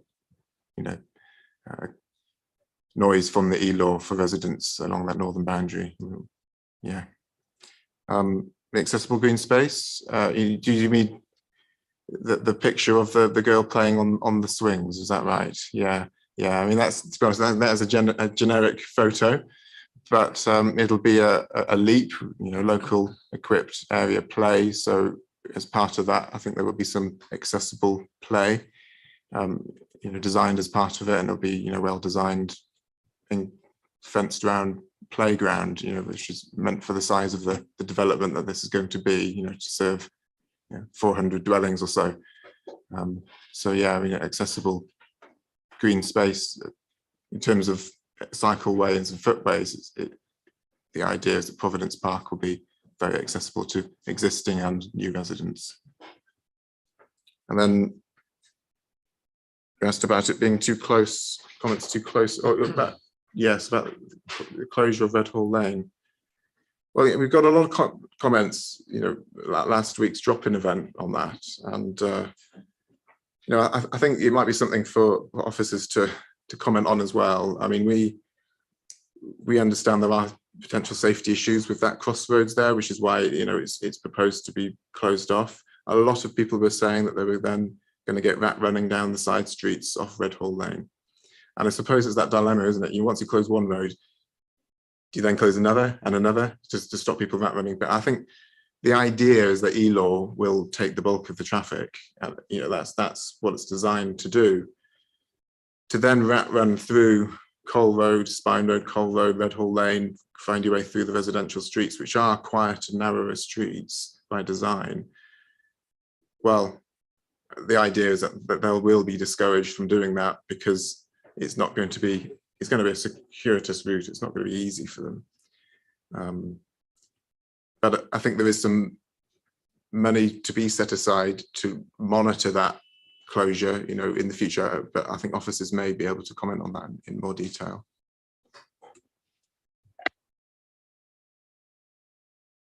I'll ask Andrew to comment as well, if that's okay. I can just maybe assist with that point from the perspective of the outline consent. As I mentioned earlier, the outline consent has a condition in requiring the closure of Redhall Lane at its point with Wetherby Road. But it was recognised at the time, when this has been debated many times before at the consultative forum and at plans panel. And I think it's fair to say there are a mixture of views, and there are some people who see the benefits. There are many people who don't, and think actually it'll make life more difficult and potentially could give rise to rat running elsewhere. There's a road called Winmore Gardens, which connects a number of roads down to the ring road. And again, it comes back to this point, we don't know what the effects are until ELAW is open, so there's some uncertainty. But ultimately, that closure is off the back of the outline consent. But there's a pot of money also in the 106 there to deal with any other unforeseen traffic impacts. So although that measure is proposed to go in at a point in time, several things could happen. One is it's either the developer says this won't work, we don't think it needs to be done, and then they put a case to Highways, and Highways say yes, we agree, don't do that. Or the developers could come forward with a scheme, the council pursues that, and again it works out that it's not worth doing, or it goes ahead, it gets put in, but then there's some money to then take it out if it causes more problems than it solves. So there is some flexibility there for future outcomes, but it's something of a separate matter to their pre-application proposal at this stage. But it is obviously it's something that's been covered on the outline. Does that help? I think that was helpful. Do you want to come back? Just on one minor point, it's relatively inconsequential, but on the play equipment, as well as being accessible, could you take on board to make sure it's fully inclusive, so that all children have got things they can access on it, please? It's noted. Thank you. Thank you. Councillor Bithell. Thank you. Mine also is on the green space. Much as a lot of the development has green colour on it, not much of it is actually utilisable. But in this sort of a situation, it does feel like there's the opportunity for you to be quite creative with the way it's used. I actually don't really rate. I know your answer back was about putting a fenced playground in, and I don't really necessarily rate that, in the sense that it doesn't actually provide any creativity opportunities for children. And there are inherently accessibility and inclusion issues around it, even when you get the inclusive equipment. So it would be good to see whether you'd be able to consider, or rather, can you consider putting in some stuff that is more creativity based. And I also wondered whether you'd considered in the woodland, the ELAW woodland, obviously that's a really great buffer, but actually there are a lot of children who really actually love roads, not to play on, that's important, but certainly for my kids, if they're stressed and I take them and they watch the cars and the buses, that's actually really calming and something they get quite a lot of pleasure from. So actually whether you could be creative in putting benches in so it's got the protection of the woodland in terms of the air quality, etc., and the protection from it, but whether actually that could actually be utilised as an amenity for people within the estate and almost turned into a positive. And then you also put on it my questions about waste recovery. The sustainability slide sort of showed that as a list of things, ways in which you were really putting effort into sustainability, and I wondered actually if you'd considered, and then why they'd been rejected, anything a bit more like water butts were. I had those as a kid. Like there's more that can be done on wastewater in terms of toilets can use grey water. There's a whole load of things, in fact, in housing that can be done to really effectively utilise grey water. And then my other one's on highways, so I might save that for the officers. Thank you. Thank you. Yeah, we've had design team meetings, haven't we, where we've talked about the potential to do something creative, you know, with the open spaces and the play park. Sort of that informal but also formal wild adventure play that could be done. You know, we've got the long coal road, the retention of the hedgerows and the trees there, and you know, we talked about having some sort of route that was like a play area route, you know, for adventure play or something like that. So yeah, for sure we can consider that. And as I said earlier, you know, we're working on the landscape proposals currently, so you know, we can take that back and put that suggestion forward, and likewise for the woodland open space, and whether there's any chance there to, you know, have some relationship with the road, you know, with the e-law, and have, you know, benches and places to sit and that sort of thing. You know, we'll also consider that as well. And then waste recovery, wastewater, grey water. If there's anything you want to say on that, either of you two? Yeah, I think it's probably worth touching on building regs. So as we stand today, that we've got the core strategy policy, which requires us to achieve 20% less CO2 emissions than building regs target rate. That's kind of been superseded as of the 15th of June, and we're now at 30%. And by the time we build a lot of this site, it's probably going to be post 2025. So we're going to be into future home standards and whatever that may be. So I think there's probably going to be a lot that will happen additional to what you see these days that we'll have to do anyway. So things like grey water recycling and things will inherently be part of the scheme because they'll have to be. So those measures will be in there. I appreciate water butts. It seems quite sort of an archaic thing to do and quite simple. But I think the feedback we've had from members so far is actually that is quite a positive thing to do. So that's why it's on there. But if there are other things we can include, if we have a specific sort of request, we can look at that now. But a lot of the stuff will be building regs requirements by the time we get to do it anyway. Sorry, yeah, I just want to make clear it wasn't a criticism of water butts. I do think they are a great plan. I just think it can be more, if that makes sense. Thank you. If there aren't any more questions, there are some more questions. Councillor Smith and then Councillor Jenkins. Thank you, Chair. Just really just a thought, but you've got some really nice open green spaces here, which is actually quite nice to see. You know, it's a large estate. However, there doesn't seem to be any kind of community space there. I'm not thinking of a community centre, but going back to the green spaces, would you consider slotting in some kind of area to grow your own? I'm not saying a huge green, a huge allotment place or anything like that, but is there perhaps some scope where you could fit in some raised beds where the community could grow their own and come together? Because not everybody will have a large garden, certainly not in the apartment buildings, and the people who have the younger children won't want that time and pressure. But there could be a way to come together and bring the community and really sort of engage. And I just thought that was be quite a nice thing. Thank you.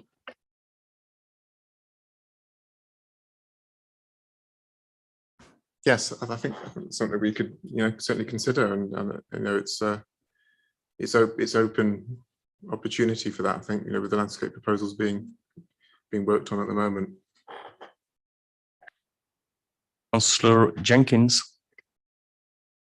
Yeah, just to follow on that, I mean, there's no sign of an allotment, which may be a possibility for the community, and particularly in terms of like growing your own vegetables and with climate change and cost of living and so on. And it would seem that there could be more trees between the e-law and the houses. There's just a few dotted around, but you could have a screen of trees really, and that might, you know, might be helpful for everybody. And also when you mention airtight properties, it's not clear quite how the houses are going to be heated. Although the new modular houses probably are almost self heating in the sense that they cost a lot, but depends whether you've got those online. Thank you. Yeah, we'll take those suggestions back as part of the landscape proposals. Yeah, thank you. And so on the heating point, the first portion of the site will be traditional gas boilers. Moving forward, as building regs change, we'll have to come up with a different way of heating, but that will be decided in future because we're still awaiting the consultation results of the future homes. So in terms of actually serving the site, the first part of the site will be served on gas, but going forward, we're not sure exactly how it's going to be done. But we will be, it's something that the industry is looking at very closely. Could be through district heating, could be through heat pumps, but that hasn't been decided as yet. Thank you, Councillor Stevens. Thank you, Chair. On the gateway point that Councillor Lamb raised, I think it's a good idea.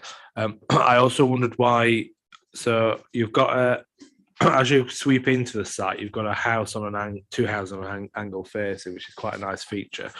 But on the opposite side, it's just sort of like the square edge of the other property. And I wondered why more hasn't been done there to try and make that a really nice gateway as you come in, almost symmetrical to either side.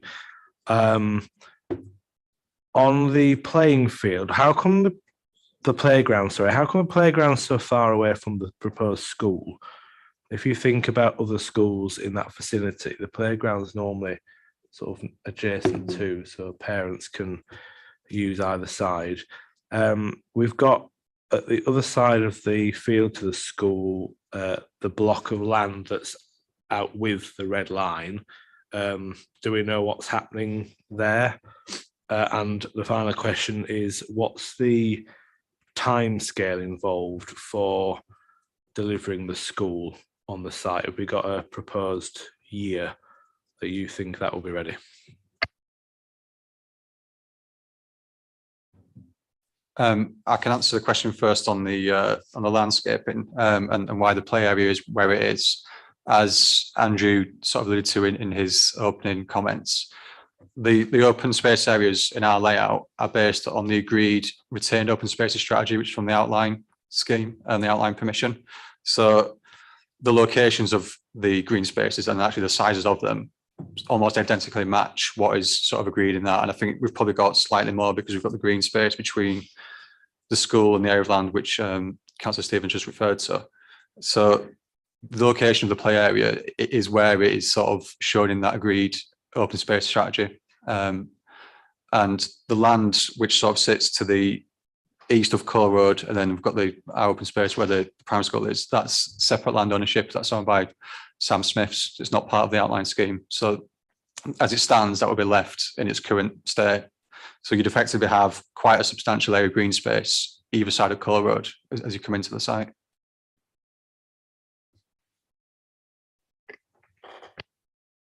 I think in relation to your question about whether you could have another one or two angled apartments at the entrance area on the northern side of the Spine Road, I think it could just be a practical point of we're not proposing that many apartments, but if we were to propose more apartments, I think naturally that's probably where they would go. But those houses on the northern side of the Spine Road, as you enter the site, they're well set back from the road at that point there. So yeah. Can I just clarify? So when you come into the site, the building that's on an angle, you're saying that they're apartments? Yes, that's right. Yeah. Okay. And the timing of the school? Officers are able to answer that question. I might be able to better assist with that. Yes, so the school is secured through the outline consent, and the way it is structured, so there's two things. One is the provision of land, because currently the land is owned by the various landowners in the Northern Quadrant. So you'll see from the red line boundary on this scheme, there's a purple line in the southeast corner, which is part of the school site, but the school is not to be delivered through this reserve matters. That purple line then continues eastwards and includes an area of land in the next ownership. So in the 106, the Section 106 agreement. I think it's something like by 459 dwellings, that land must be given over to the council or an education body at the cost of £1. And that's then retained for, I think it's a 20-year period. So there's then a process of an academy developing interest and then wanting to bring forward a school. Separately to all of that is then the funding which comes from the development itself. So on the Northern Quadrant, there's, as I say, there's a number of different owners who pay different amounts at different points in time. So as soon as development starts happening, that triggers, I think it's 3-stage triggers of those funds coming in, which total £5 million towards the delivery of that primary school. But ultimately, what will happen is when an academy is on board, they'll come forward with a specific reserve matters proposal for that school application. I don't want to cut you off. I know the process. I was asking the timeline. So what year would you be expecting this? I couldn't give you a year. As I say, all I can link that to is the numbers of dwellings in the 106 agreement, which was the 459 dwellings, I think. So it depends on how quickly or slowly the development happens. Okay. Okay, thank you. Are there any other questions? In that case, thank you very much, Mr. Gregg and the team. Can I also ask Councillor Pauline Graham to address the panel? Like with the previous speakers, you also have 10 minutes to address the panel.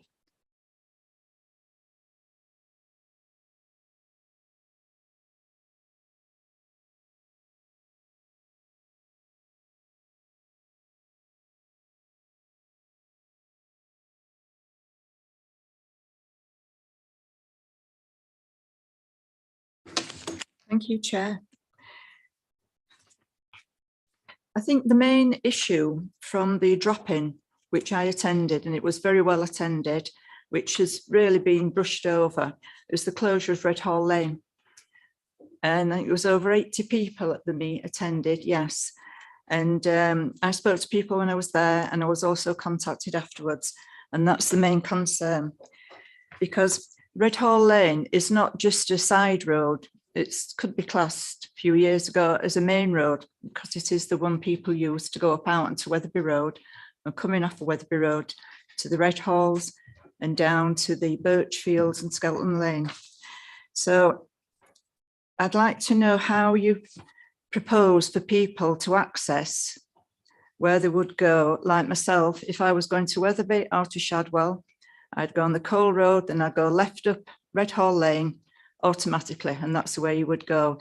And yes, there has been a lot of traffic there. We've had traffic lights, we've had hold-ups because of the work for the Spine Road lower down outside of the Wellington, where there's been queues and directions and everything. And I think it's wonderful what they've done there when you think it was just a straight road. So it is not always where there is blockages at the junction, the crossroads, technically, straight across to Red Hall Lane at the other side, or left, you'd go down if you want to go to the Ring Road into town, right to Wetherby. So where do you propose that people are going to go if they want to? So because if you're not encouraging people to go through the new estate, which we shouldn't do, to come out onto Wetherby Road, where are we going to go to get onto Wetherby Road? And I think it's something that needs to be addressed. And there's just no reason to close Red Hall Lane off. If it was, we could have traffic lights, if we're saying that there's a lot of traffic going there. But what it will cause, and this was raised several times, so going up Red Hall Lane, you go left down Winmore Gardens, and then if you wanted to get out to Wetherby Road, the Ring Road, you'd come out at Ringwood Avenue by the shops. So that's creating the rat run across there as well. And traffic will go and coming back in that way, right into Ringwood Avenue off Wetherby Road, vice versa. So, and that was the main issue. And I bet 50 people have come back to me alone regarding that. But as for myself, I know that it's not right and it's not needed for Red Hall Lane to be closed. And I think other issues have been covered by my colleagues. Thank you, Chair. Thank you, Councillor Graham. Any questions for Councillor Stevenson? Thank you, Chair. Councillor Graham, just thinking about that school issue again at the end that's coming. So the school's going to come at some point at the end of Skelton's Lane.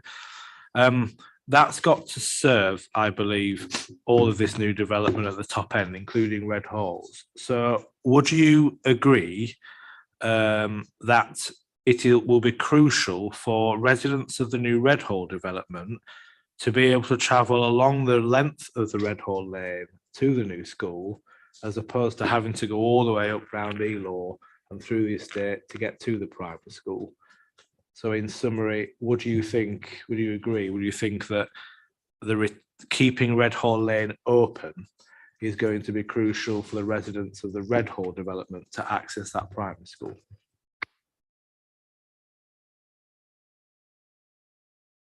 When you say Red Hall, you mean the new built, yeah, because Red Hall is the other side of the road, yes. And the school, Winmore St Paul's, that was built after all of the houses were built and everything. So they don't look at building the school first. But obviously people need to access it. And Red Hall Lane would be the way you would automatically go if you were coming further afield that way. Thank you. Councillor Lamb. Yeah, thank you. It's possibly more a question for officers, but Councillor Gray might have a view as well. If I understand correctly, the closure was agreed as part of the outline consent. So what is the technical way that we can unpick that now?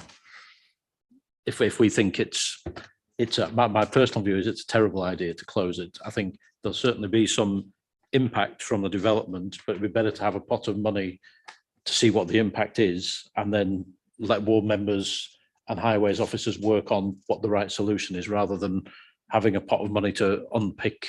That the fact we've agreed a pot of money to potentially unpick it suggests that no one's terribly confident it's a good idea in the first place. Councillor Graham, and then I'll bring the officer. Thank you, Chair.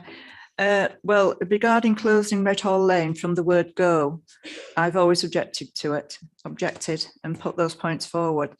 And then I wasn't aware that it had been agreed, the outline, but Andrew did mention about this pot of money.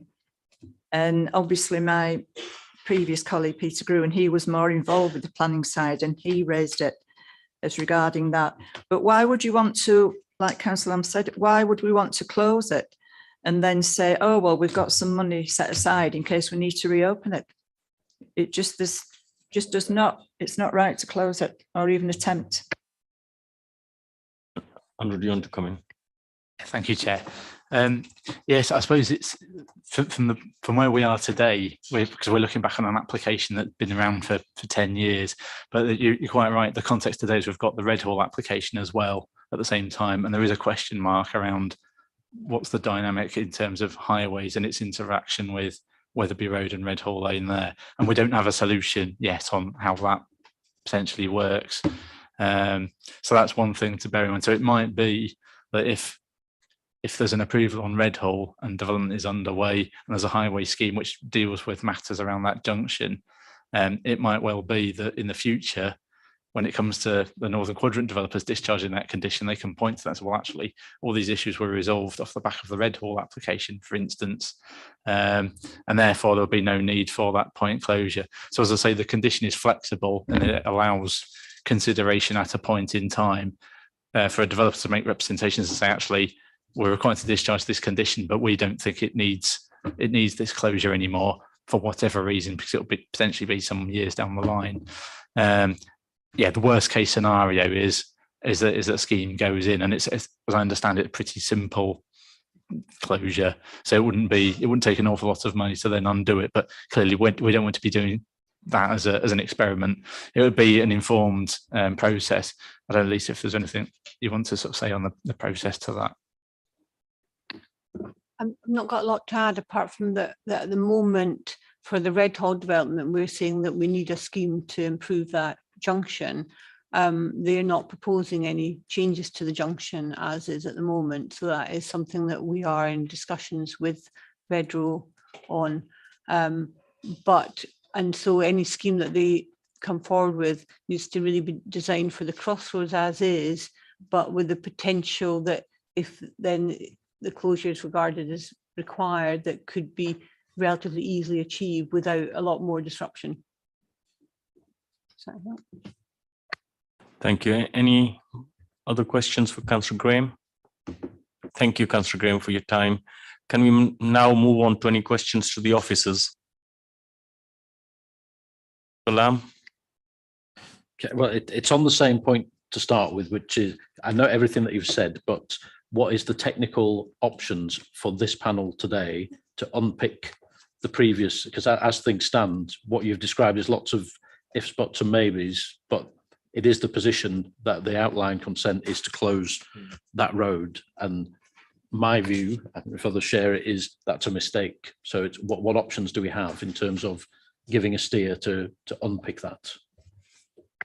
In terms of the item before members today, it's specifically a pre-application presentation for a reserve matters proposal. So that would be a different application. So you'll be looking at all of these matters not dealt with on the outline. So I would say there isn't a route to influence that decision through this panel, but the comments are noted, and it's something that we'll discuss in the future through the consultative forum on all of these applications.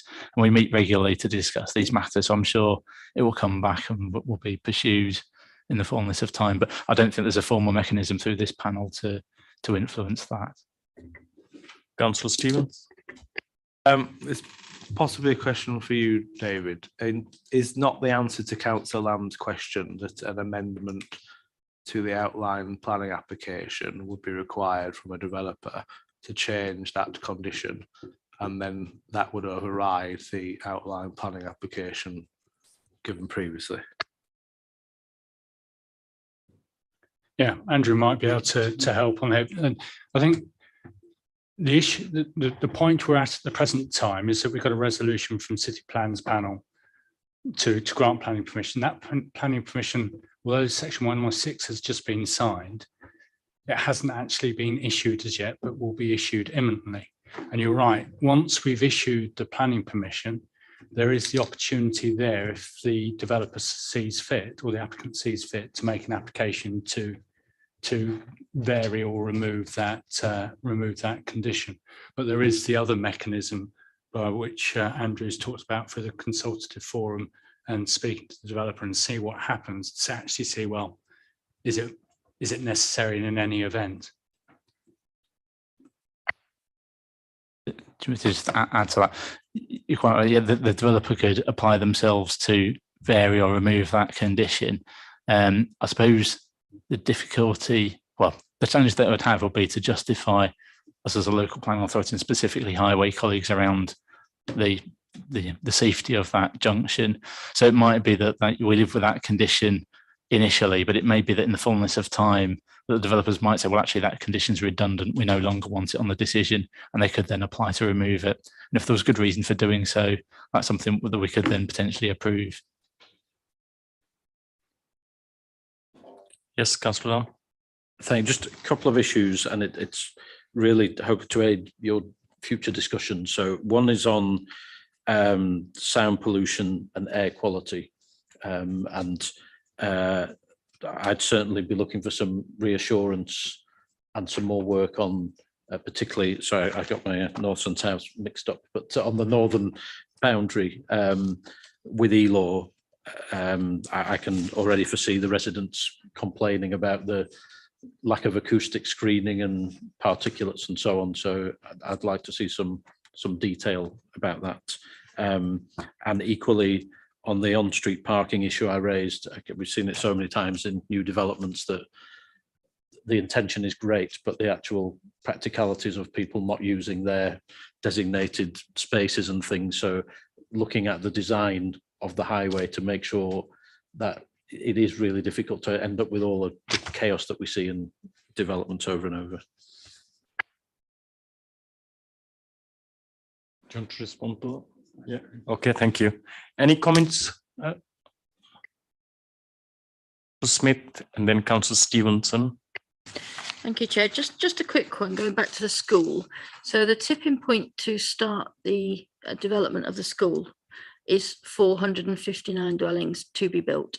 Is that across the development, the entire development, or is that, you know, just in this quadrant? From the 106 is quite involved, but yeah, from recollection, I think it's across the development as a whole. Yes, yeah. Well, thanks, Joe. A comment on that gateway section. I hadn't realised that the angle dwelling was actually apartments, and I actually think that would be, a personal view, would be a bad move. I don't think a big block of apartments coming in necessarily would be a very attractive welcome gateway feature, and I think within that little sort of square you could quite easily rejig that around so you have a very attractive pair of semis as a entrance feature. That's a design issue, and I just want to, as I did in the previous one, mark on record my objection to the closure of the Red Hall Junction. And I actually think the problem here is that there seems to be a bit of silo working, and the council are waiting for the developer to come forward, and the developer might be waiting for the council to issue. And I think somebody just got to grasp the nettle and say to the developer, well, I agree with Councillor Lamb. I don't want to speak for the panels. I'll just say that you've heard loud and clear from some members, and you've heard extremely loudly from the local ward councillor, Councillor Graham, who's represented her constituents well today in making that case. And I think somebody needs to grasp the nettle and deal with that and bring that forward so it's answered. Anyone else? Right, can I ask Dave to sum it up, please? Yes, thank you, Chair. So just dealing with the first issue, which is one of the principles in respect to the design and layout. A number of comments here, but they primarily relate to the entrance into the site off Elaw, and picking up on what Councillor Stevenson has just said, that an apartments is not an attractive gateway feature, that we ought to look at the redesign of the layout of that little bit, that it should be replaced with housing. That the design should also, on the northern side of the entrance road, replicate what's on the southern side, so they both face out, so that we've got a welcoming feature, as it were, but also that the scheme should make allowance for a future introduction of a gateway feature at that point as well, but that may be in consultation with the residents, the new residents. In terms of housing provision, we haven't had any general comments on those, but I note the comment about apartments in that particular location. Landscaping, which is question number 3. Councillor Jenkins and others have raised the issue about the northern boundary to Elaw and the need to strengthen that buffer there to filter fuse through. May also help with matters such as air pollution and particulates. In respect of observations, transport and connectivity, I put in here in terms of the main road and the comments that members have made about parking and the need to look at ways to restrict the opportunity for on-street parking and to discourage on-street parking in that area. So we will go away and have a look at that. Then in terms of other matters, these mainly relate to the open space, that the open spaces should be accessible, inclusive, and include creative play. Councillor Biffle's point about the woodland, design it so that, or the design to enable it to be utilised for informal recreation and encourage its use. And also a couple of members made comment, Councillor Smith made comment about provision of community open space. Is there a provision here for, say, mini-scale allotments or grow your own facility, something of that nature? And then there's the general comment which was made at the end that in light of what the ward members said and many of the plans panel members about the Red Hall closure, to note that and to take those views forward, the opposition to Red Hall Lane, the closure of Red Hall Lane, and to open that up to a wider discussion. But we certainly noted that. Thank you, Chair. Are there any other matters members wish to raise on this particular? And if not, are we happy with was just been said by the officer. In that case, can we thank you, Andrew, for presenting both of these reports, and now invite John for item 9 to be presented, please. Chair, may we have a brief comfort break, please? Can we wait till next item, or shall we do it now for 10? Let's go for 10 minutes then. Yeah, let's have a comfort break for 10 minutes. Yeah.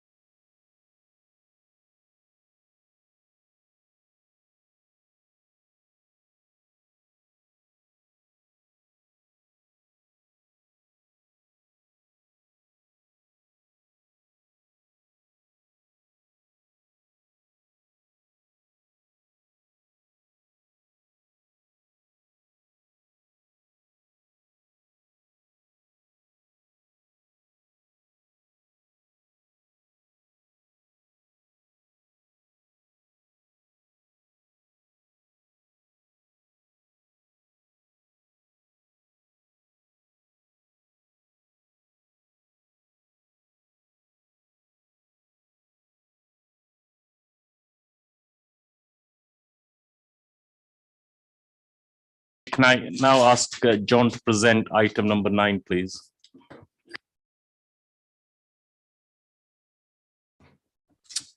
Hello, my name's John Hall. I work in the housing growth team, and so I deal with affordable housing applications. So the proposal is for a 5-storey apartment building containing 58 affordable units with associated parking and landscaping areas on land at Railway Street next to Saxton Gardens in the Bermontoffs and Richmond Hill ward. The applicant is Leeds and Yorkshire Housing Association. It's important to stress that the application is being brought to panel as a position statement. This means officers are not making a recommendation at this stage, but presenting the application to members and seeking their comments on the key planning issues, of which there are 4. So the first slide shows the application site plus wider area. You can see it sits just to the east of the city centre, with Quarry House to the north and Leeds Bus Station and Leeds Minster to the west. The Saxton Gardens estate lies immediately to the south. I've also highlighted Bow Street Park, since it's a good example of green space in the local area, and it includes a skate park and multi-use games area. The area is expected to see significant growth over the next few years, and this slide shows recent planning permissions. All these permissions are for residential blocks ranging from 6 to 22 stories. The 4 schemes will deliver a total of 1,865 units. The next slide zooms in on the site itself. As you can see, to the west of the site is an energy centre. I'll just point to that there, which connects into the district heating network. To the north is the railway viaduct. To the east is green space, which includes a playground, as well as a traditional housing estate beyond. And to the south are the apartment blocks making up Saxton Gardens. The site itself includes the cleared site of the former Yorkshire Riders Sport and Social Club, which is this building here. And an area of grassland to the south, which links into the wider green space. Just to be clear, the area to the south of the energy centre is also green space, but at the time this area was taken, it was used as the site compound during construction of the energy centre. So just for reference, it's this area. These are a couple of photos showing the site in its current state. This is looking west towards the city centre. And this next one's looking eastwards. So this is the layout. It shows the proposed development would occupy the site of the former social club, plus an area of green space to the south. In terms of the general arrangement, the building will be orientated north-south and include private gardens for the ground floor flats. There will be a communal area of private amenity space for residents to the west of the apartment building and the parking area set alongside the energy centre. The proposal includes a footpath across the green space, which would provide a north-south link for residents. It's not particularly clear actually on that layout plan, but the footpath would run from the end of the car park to connect into this existing path at the bottom.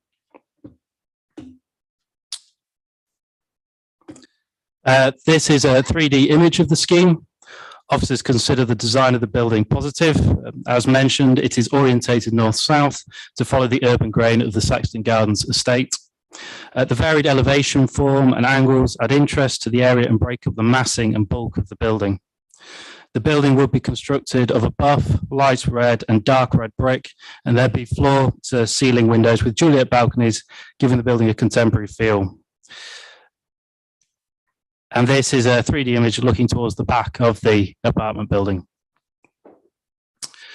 So the first issue is the proposed housing mix. The application proposes 28 one-bed, 25 two-bed and 5 three-bed. When assessed against the preferred maximum and minimum housing mix target set out in policy H4 of the core strategy, there is an undersupply of 3-bed dwellings.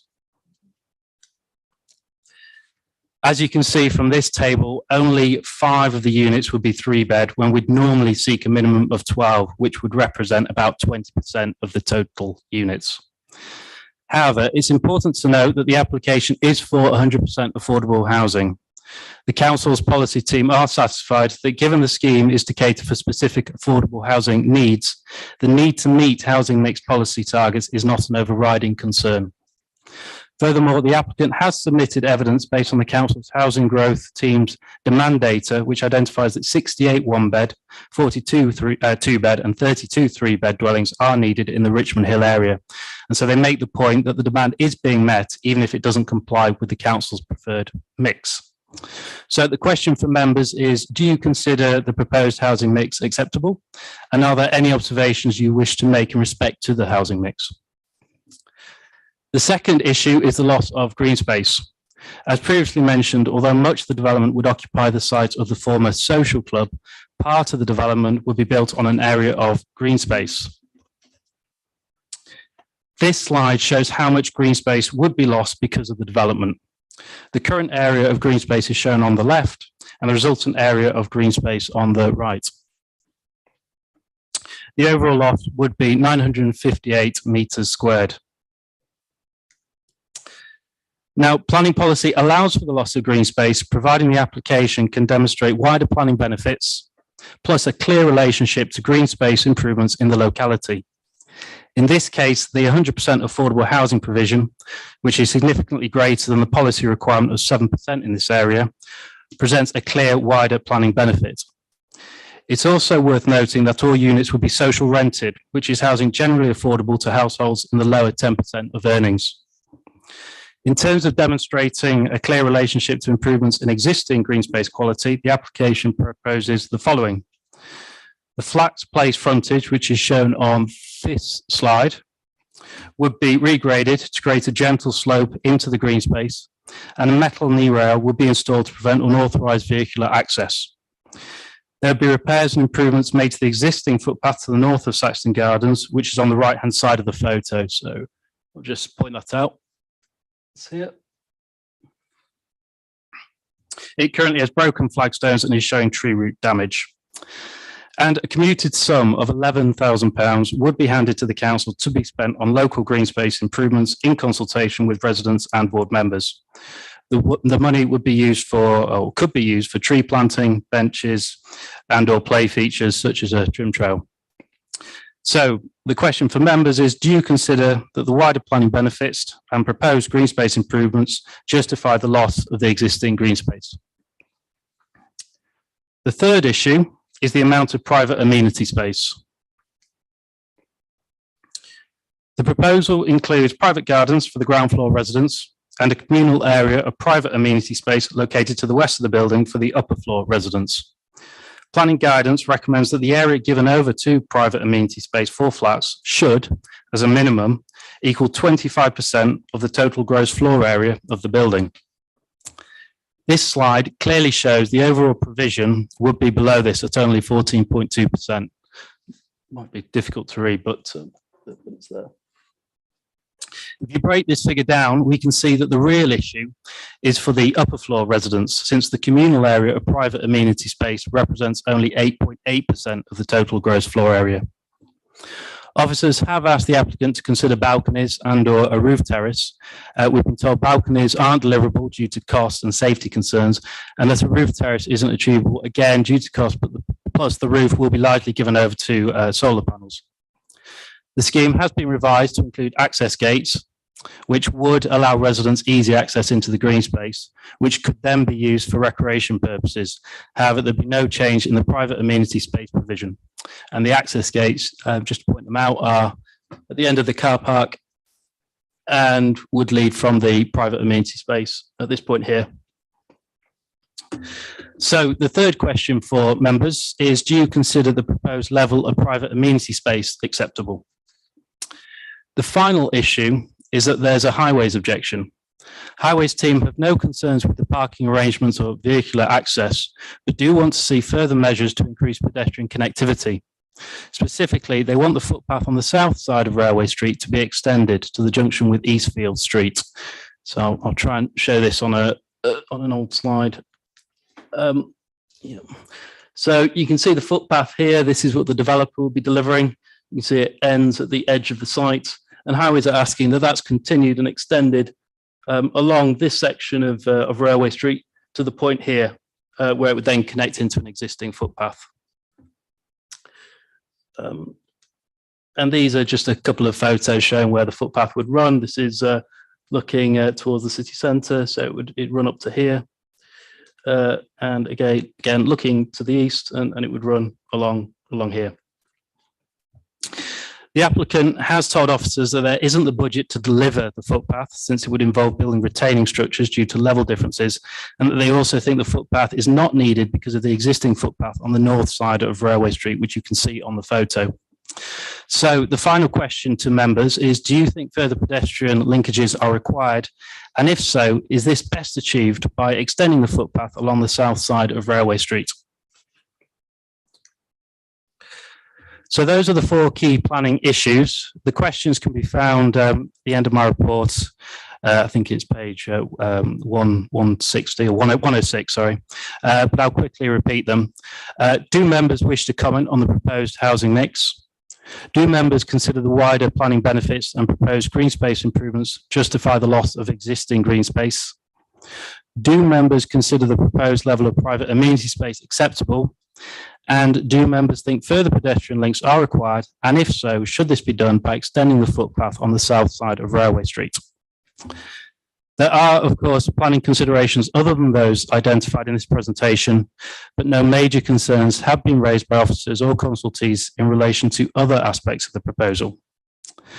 Finally, the council has received a couple of letters of representation, one from Leeds Civic Trust, who are firmly in support of the proposed development, and one from a member of the public who was generally supportive, but had concerns around the traffic impact and how the commuted sums would be spent.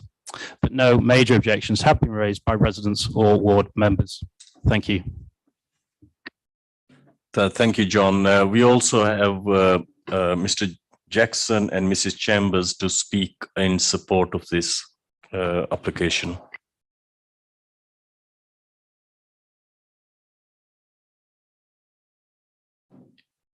You will have 4 minutes to speak on this. Either you can share it between yourself, or I understand, Mr. Jackson, you're leading on this, yeah?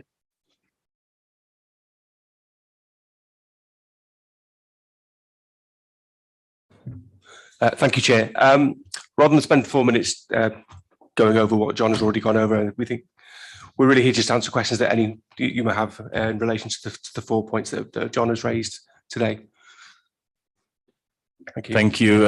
Any questions? Councillor Lamb, I'll start with you. Thank you, Chair.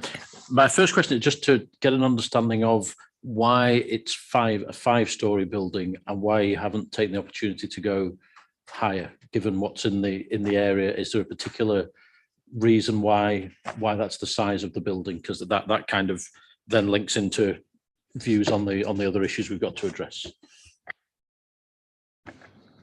Yeah, certainly. The brief called for a certain quantum of development on the site, which we've achieved. We wanted to keep the height of the building below 16.5 metres because that was identified as the height at which the emissions from the flues from the energy centre start to wash across the site as the prevailing winds carry them. So we wanted to sit below that height if we could. Going above that height would have meant mitigation measures such as air conditioning and probably not using natural ventilation for upper floor flats. Sorry, also to add that the quantum development fit quite nicely in that sort of, below the sort of 16.5 metre height. To come back, Councillor Lamb. Yeah, yes, please. Well, the reason for asking is my understanding is that the lack of amenity is really linked to funding and costing. So my question, if you put more development in, does that mean you can give more amenity in the form of balconies and things like that, or roof terrace? And I need some expert advice about the emissions and things, but I know enough to know I don't think there's a great deal of emission that comes out of that kind of thing. And the existing residences are going to be taller and will have the impact. So it's just really to understand if that's all you can do at 5, or if there's an opportunity to go higher and therefore give a better quality of life and a better quality of build to all the residents that would be in it. It would also address the issue of not having enough 3 bedrooms and so on. Sure. If I understand correctly, you're saying why are you going taller and making the footprint smaller to get more amenity space? Is that what you're driving at? Sorry.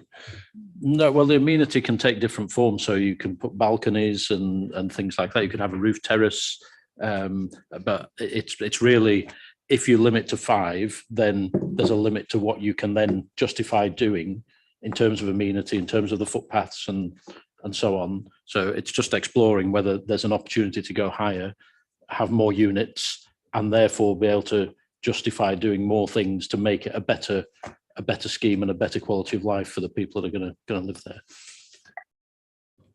Thank you. Yeah. One of the central factors is in not including balconies. We did show them on an initial feasibility scheme. Was that there's housing management issues in the sense that having families living high up with balconies, it creates safety issues on a day-to-day basis. I know that Leeds and Yorkshire Housing Association's housing management team were not keen to see balconies on the scheme. Also, with in terms of putting a roof terrace, it's a lovely idea. We'd love to do it, but it's prime real estate in terms of that site, in sense that in order to meet the EN 1 to 4 requirements, we have to basically mitigate the carbon emissions associated with the building, whilst they are relatively small because of the energy strategy we've decided to go with. We do need to put the PV cells and a fairly large area of PV cells as well on the roof, in order to mitigate and to bring us all within the threshold that we need to be to meet not only the N1 requirements, but also to improve the energy efficiency of the building as well. So on balance, we thought it was best to provide that space to mitigate the energy use of the building. Thank you. Councillor Smith. Thank you, Chair. My observation is you've got some lovely ground floor units, each with a private garden. So surely it would make sense for all of those to be 3-bed or larger family homes. If we create homes, then we encourage people to stay where they are, be more welcome, and create a life. If we continually put people in homes that are unsuitable for them, then we encourage a transient lifestyle. And we as a city need to be welcoming our residents and making sure that we're giving them the best homes that we can possibly give them. So I'd like you to consider turning all of those ground floor apartments into 3-bed family homes, please. Thank you. Want to come back to that, Mr. Joseph? Yeah, certainly. If you look at the floor plans of the building and the way the building is actually constructed, effectively what we have is we have party walls that run up the entire height of the building effectively. That's the most efficient way to construct the building. The 3-bedroom flats generally tend to be larger, obviously larger than 1 and 2-bedroom flats. So if we put all the 3-bedroom flats at ground floor, then what it would do, it would send the party walls up the rest of the building, and then we'd end up with space that we couldn't really use. Because what we do need to also bear in mind is that we need to meet the NDSS space standards. So we'd have flats at ground floor that are 88 meters squared, setting their structure up the building, and what we build above that may not necessarily fit in with that structural grid that the ground floor is then dictated. It would cause a lot of difficulties. It would cause a lot of problems in terms of construction as well, and it would probably add cost to the overall budget of the scheme as well. So it's not something we generally tend to do. It's not a practical solution. Whilst yes, it makes sense in terms of putting the flats that you think you'd want to be at the ground floor. It doesn't necessarily follow in the wider scheme of actually delivering the building on site. Thank you, Chair. So we're putting it in the too difficult box then, because I feel that you could build the ground floor, put your next slab up, and then restart your party walls. I understand it'll be a little bit more cost, but surely creating a decent home has got to be the priority, rather than just choosing the easy option. Yeah, I mean, it's not an easy option, you know, it's, you know, it's just, you know, what we're trying to do is just trying to, you know, just provide a variety of accommodation throughout the scheme. And it doesn't necessarily follow that, you know, if you put all the 3 beds on the ground floor, you will end up with the same number of 3-bed apartments. You know, by doing it the way we have, we are actually achieving more 3-bed apartments. Or, you know, if they were all the ground floor, we'd fit a lot less in because there just isn't the space there to do it. We are in quite a, you know, constrained city centre site here. We don't quite have the luxury of putting everything where we need it to be. We've got to think cleverly and holistically about the whole building. Anybody else? Nicole? Thanks, Chair. On the site inspection this morning, we were there at the site quite a while, and I noticed there was a lot of traffic going up the road. You said in the report that there's not going to be a path on the side of the site. Would you reconsider that, given that the you know, there's going to be residents with families and potentially children on that road? Yeah, sure.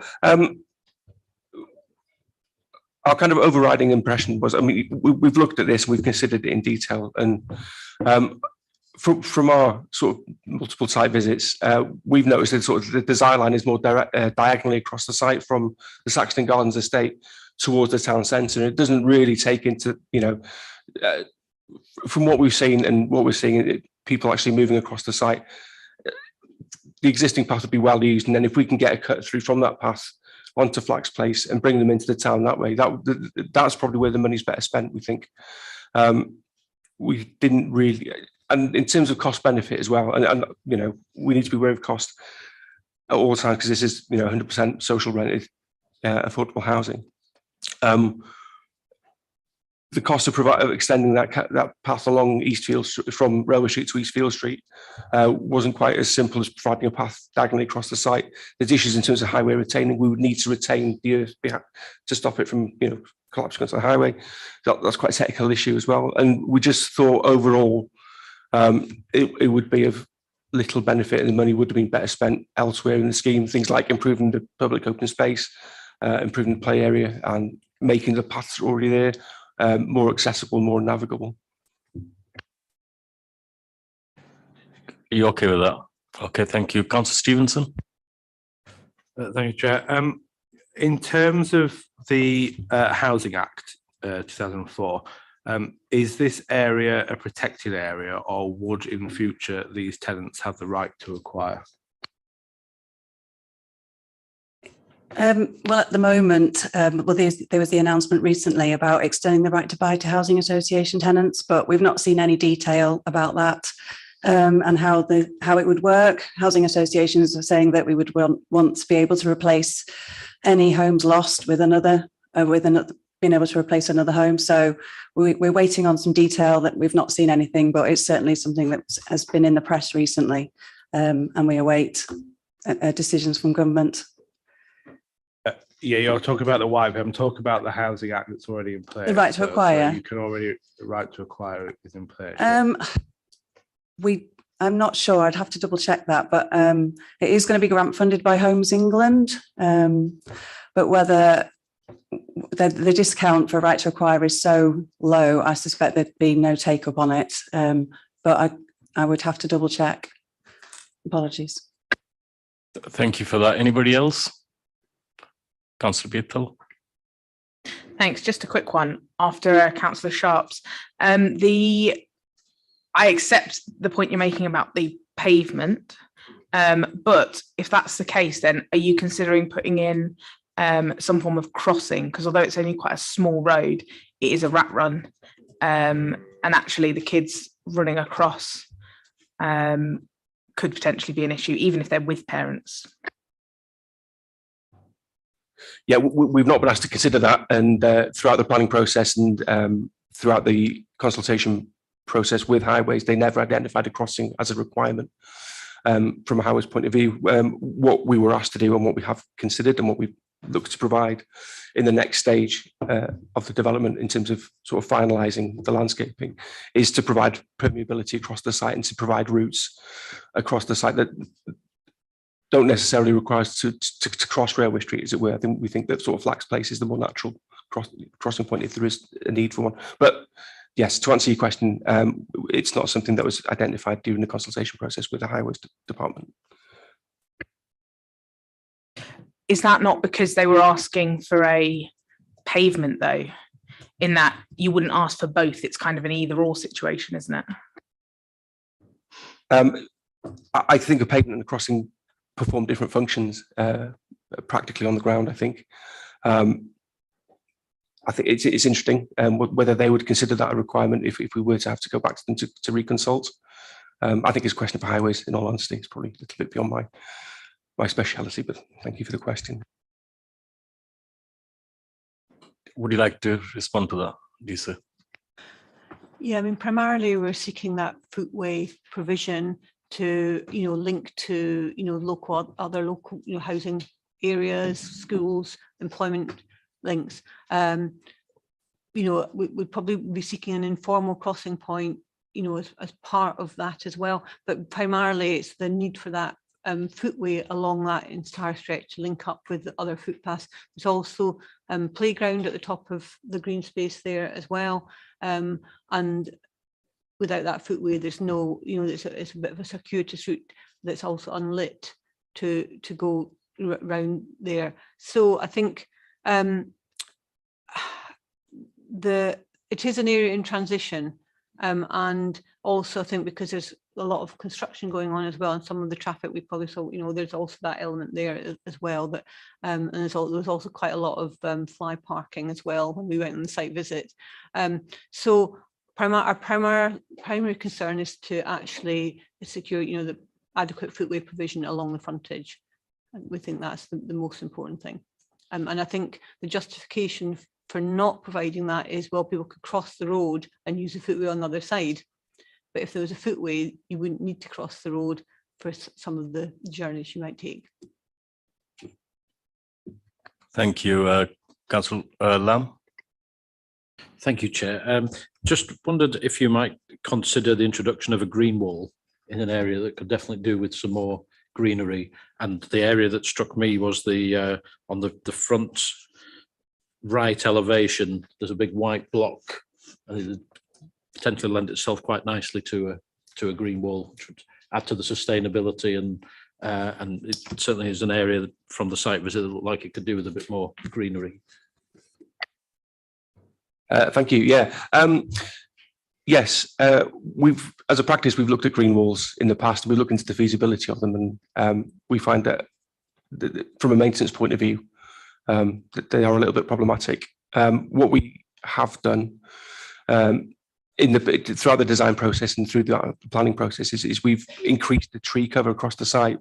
One of the last things we've done in order to kind of maximise the private amenity space on the site is we've moved a sort of a green margin between ourselves and the energy centre, and effectively taken the trees from that green margin and put them on the frontage now. So we've got we're looking at potentially a row of poplars up the street. We think they would probably provide more long-term benefit to the scheme, and certainly be less problematic in terms of maintenance. I love the idea of a green wall. I'm not quite sure. I'd quite like to look after it, but I think trees are a lot easier. I just want to come in as well to say that it's not something as a housing association that we've done before, and in terms of cost, any cost to maintain a green wall would be passed on to the tenants as part of the service charge. So obviously we're trying to ensure these are affordable as possible and minimise service charges. So that's not something we've considered before for that reason, but take the point that we want to provide as much landscaping on the scheme as we can to really sort of make it feel as green as possible. Thank you. That's been helpful. Any other questions? Councillor Lamb, do you want to come back? Well, it's more of a comment that I would make, but I don't want to make it without you having the opportunity to respond to it. So, so my view, there's lots to like about the scheme and the development of the area. My gut feel is it's a missed opportunity, and we could do more and create more units and create better living spaces off the back of that. And that's really, and in terms of answering the 4 questions, that's kind of where I'm leaning, that it's one that you really want to let's get on with it and get a really good scheme for people. But I just feel like there's potentially a missed opportunity, and looking around the area, we'll think we could have done more and helped more people in that area. So it's just, I just wanted to have the opportunity to come back on that. Well, I suppose the chimney plume was a limiting factor, and also any building above 18 metres takes you into a higher risk building. It's not something that we really wanted to get into in terms of building safety, the new building safety bill. So, you know, that as well as the plume were limiting factors for us to go any higher. Thank you, Mr. Jackson and Mrs. Chambers. Thank you for your time. Now, can I invite members questions to officers, please?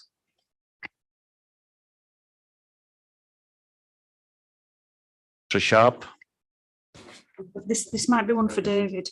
I know that we're here to, this is just for way of information, but could a condition be put onto this in relation to a footpath being put at the side of the application of Railway Street?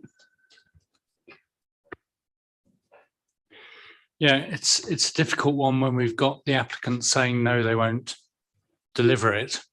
So we might be held to be unreasonable to put on a condition requiring them to deliver something that they, through negotiation, they've been unwilling to deliver.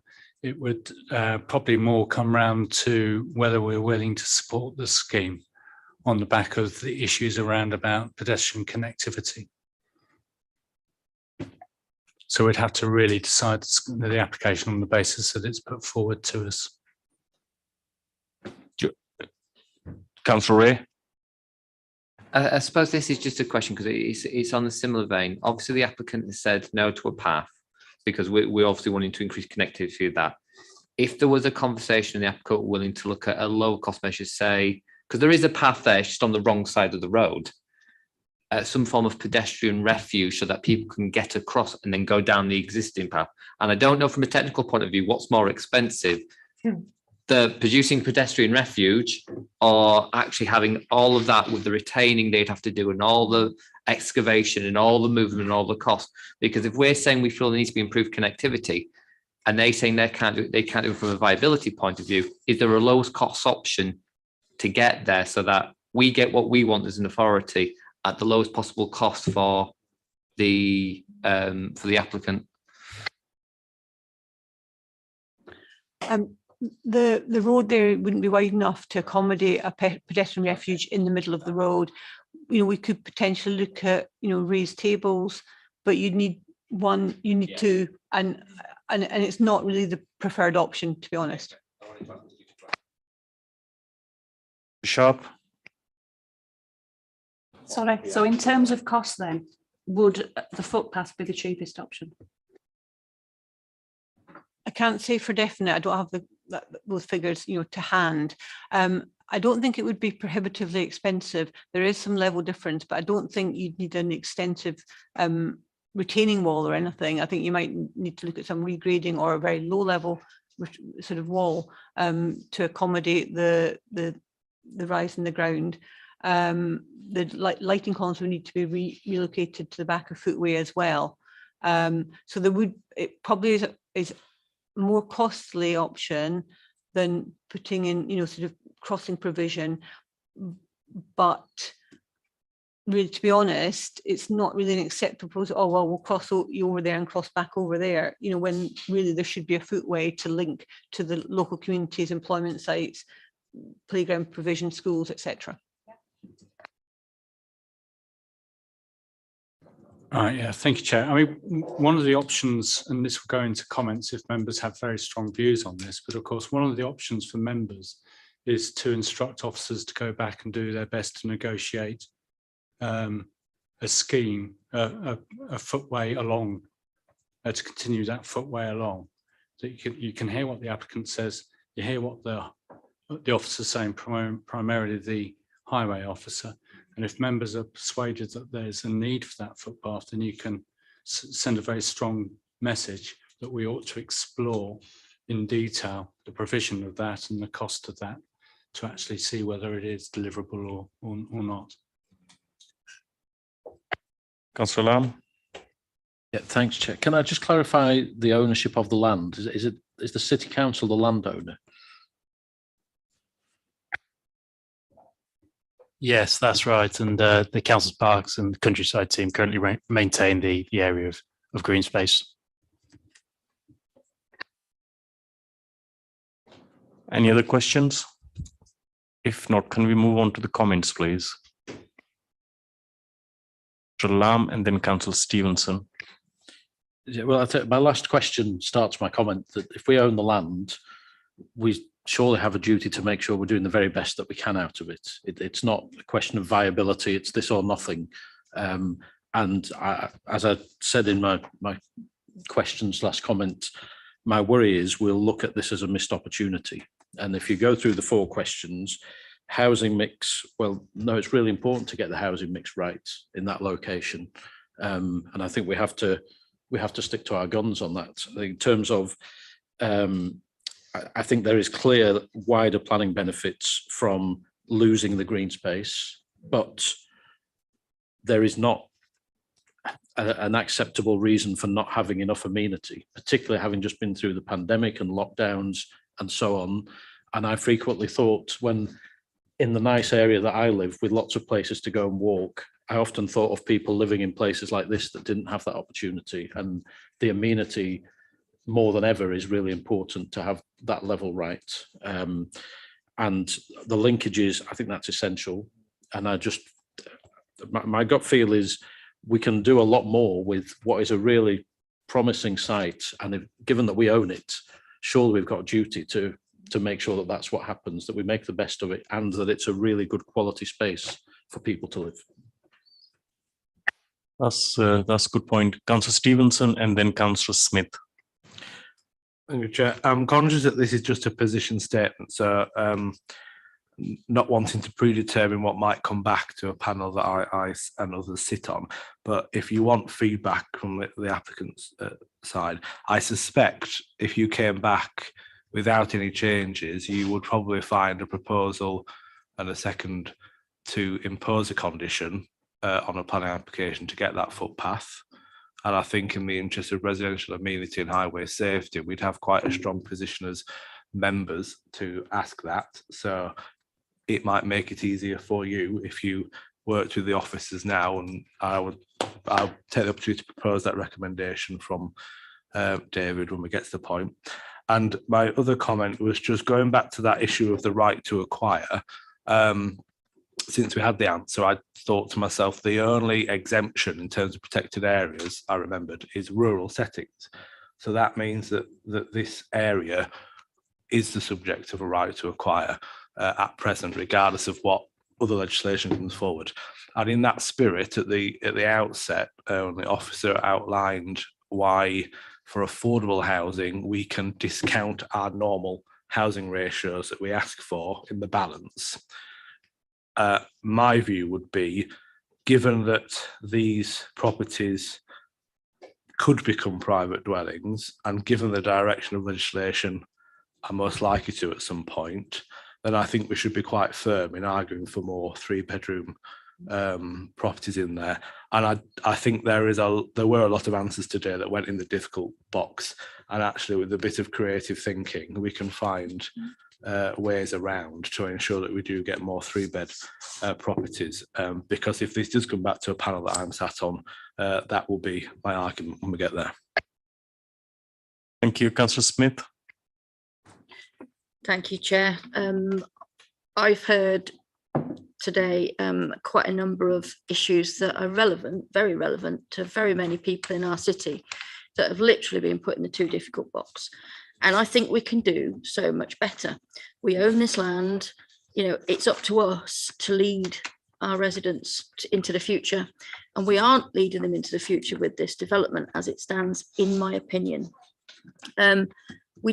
If you look at the housing mix needed in this area, you know, we do need family homes. There are a lot of high-rise blocks and families are living in them and they're desperate for some outside space. And we're basically saying, well, it's just too difficult to provide that. And I think we're only going up 5 floors. If we're only going up 5 floors, then why is it so difficult? You know, we're saying, well, we're going to put the wall in and it's going to go all the way up. We don't need to do that. You know, there are building techniques that can be applied to make sure that this development is the development that our citizens deserve. So I'd really like to see our planners push for more 3-bedroom properties. I'd like to see them push for that footpath. And I'd like to see this development as something that we can all be proud of in time to come. Thank you, Councillor Smith. Councillor Ray? I think really just to echo what's been said on the other side of the desk today in terms of, you know, is the principal development here a good one? Yes, I think we can all agree with that. Is the loss of some of that green space for the utilisation of the majority of that brownfield space worthwhile? I think we can all agree with that. But and as a council for an area of that has a lot of apartment blocks with families moving into them and wanting to stay into them, and retired people wanting to move in them and have space for their grandkids, not providing something with enough 3-bed spaces on the edge of the city centre, which is becoming a much more desirable location for families and retirees, is not being ambitious. And it's one of those really weird scenarios where we're actually asking for more density, which doesn't tend to happen on planning panels. We're always tending to ask for less density. And I think just because something's hard, it's not a cop-out for someone proposing a development.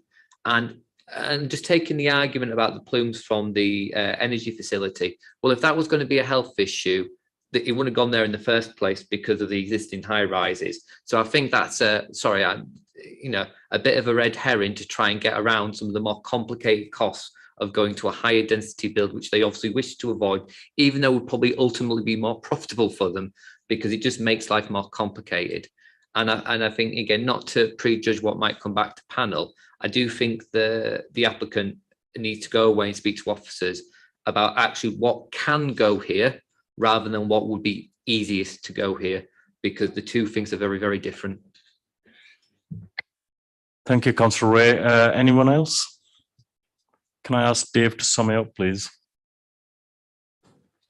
Yes, thank you, Chair.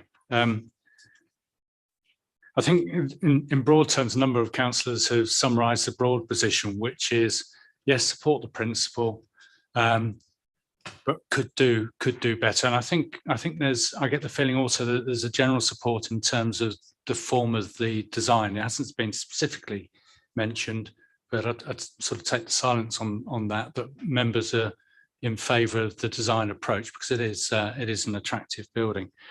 So the principle is good, accepting the loss of the green space, but we could do more and achieve more creative, achieve a higher density and better quality development in terms of the level of accommodation and connections that can be provided for those residents.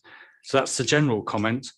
Then the more specific comments in terms of housing mix, the ground floor really should be all 3-bed units to make use of the private amenity space, and that there is a need to provide 3-bed units to follow our planning policy. Loss of the green space I've already touched upon, that yes, the wider benefits justify that. A private amenity space, again, that's a very important matter in light of the pandemic. So efforts should be made to look at the design to accommodate as much private amenity space as can be achieved for the individual flats. And I've taken that to mean really what you're looking at is just some form of outdoor space, which may well be taking us back to the discussion about balconies or roof terrace or whatever, but again with the creative thinking. And the connections issue is that yes, that footpath along the edge and is required and is a fundamental part of the scheme. If we can achieve all of that, then we don't get into the world of the missed opportunity that a number of members have talked about.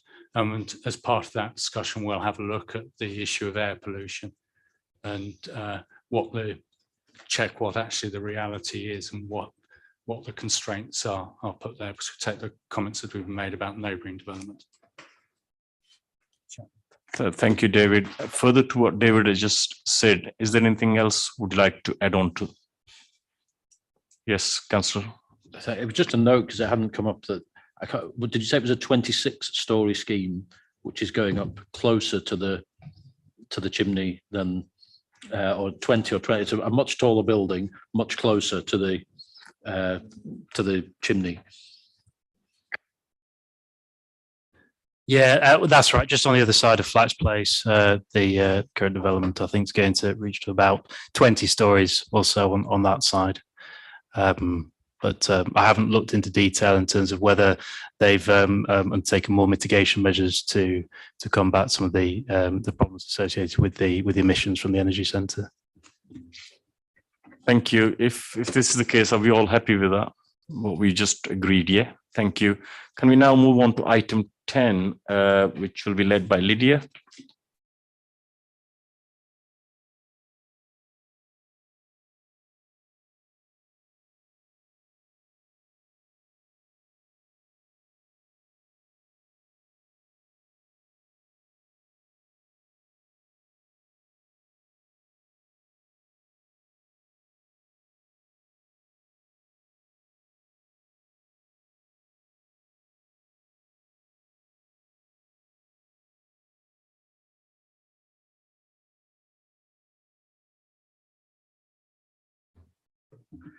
The development consists of the construction of a new wellbeing centre.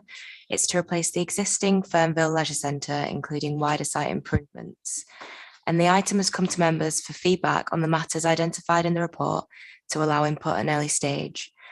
Although the formal full application has now been received within the last day or two, due to time constraints with the funding application, members' comments on the pre-app will be helpful to inform the full application at its early stage. Consultee comments have been received from flood risk management and land contamination, which are supportive and raise no objections. They require the submission of standard reports and further site information. Highways officers have also raised no objection in principle, but require further information on cycling infrastructure and transport assessment and travel plan. And we will now hear a presentation from the development team to take members through the scheme in more detail.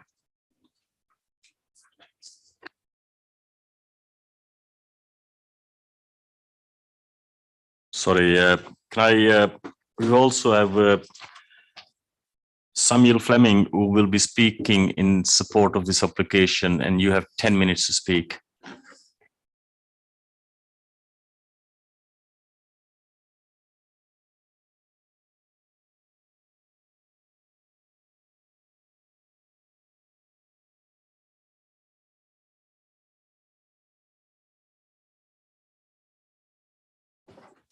I'd like to introduce myself. I'm Darren Dobson. I'm the Senior Technical Manager within City Development, and I'm leading on the development. And Richard Berry, architect from MPS, working on behalf of Leeds City Council on this scheme. So not Sam Fleming's a colleague of mine, so yeah, not actually him presenting. So shall I talk through this presentation and maybe sort of does this turn the slides forward? Okay, thank you. So let me just check if that works. Do I need to, is it the arrows? Yeah. Oh yeah, there we go. So it was just catching up. So I'll just start with a bit of background in terms of setting the context for where we are and then move into the proposals. So hopefully most people know the location of where we are, but we're kind of about 2.5 miles out of the centre of Leeds. You can see the area shaded in red is the site, Roundhay Park to the north, Temple Newsham to the south. You can see a cycle lane that connects Roundhay Park to Temple Newsham. What we're looking to do as part of this facility is try and enhance them connections and make that a feature of our site. You can see the green dotted lines are the sort of more local advisory cycle routes. Through the site at the moment, there's the blue dotted lines, which are footpaths. So at the moment, there's no formal cycle networks through the site, but something we're looking to improve as part of our proposals. I'll just see if the next slide, I don't think is this pointer working.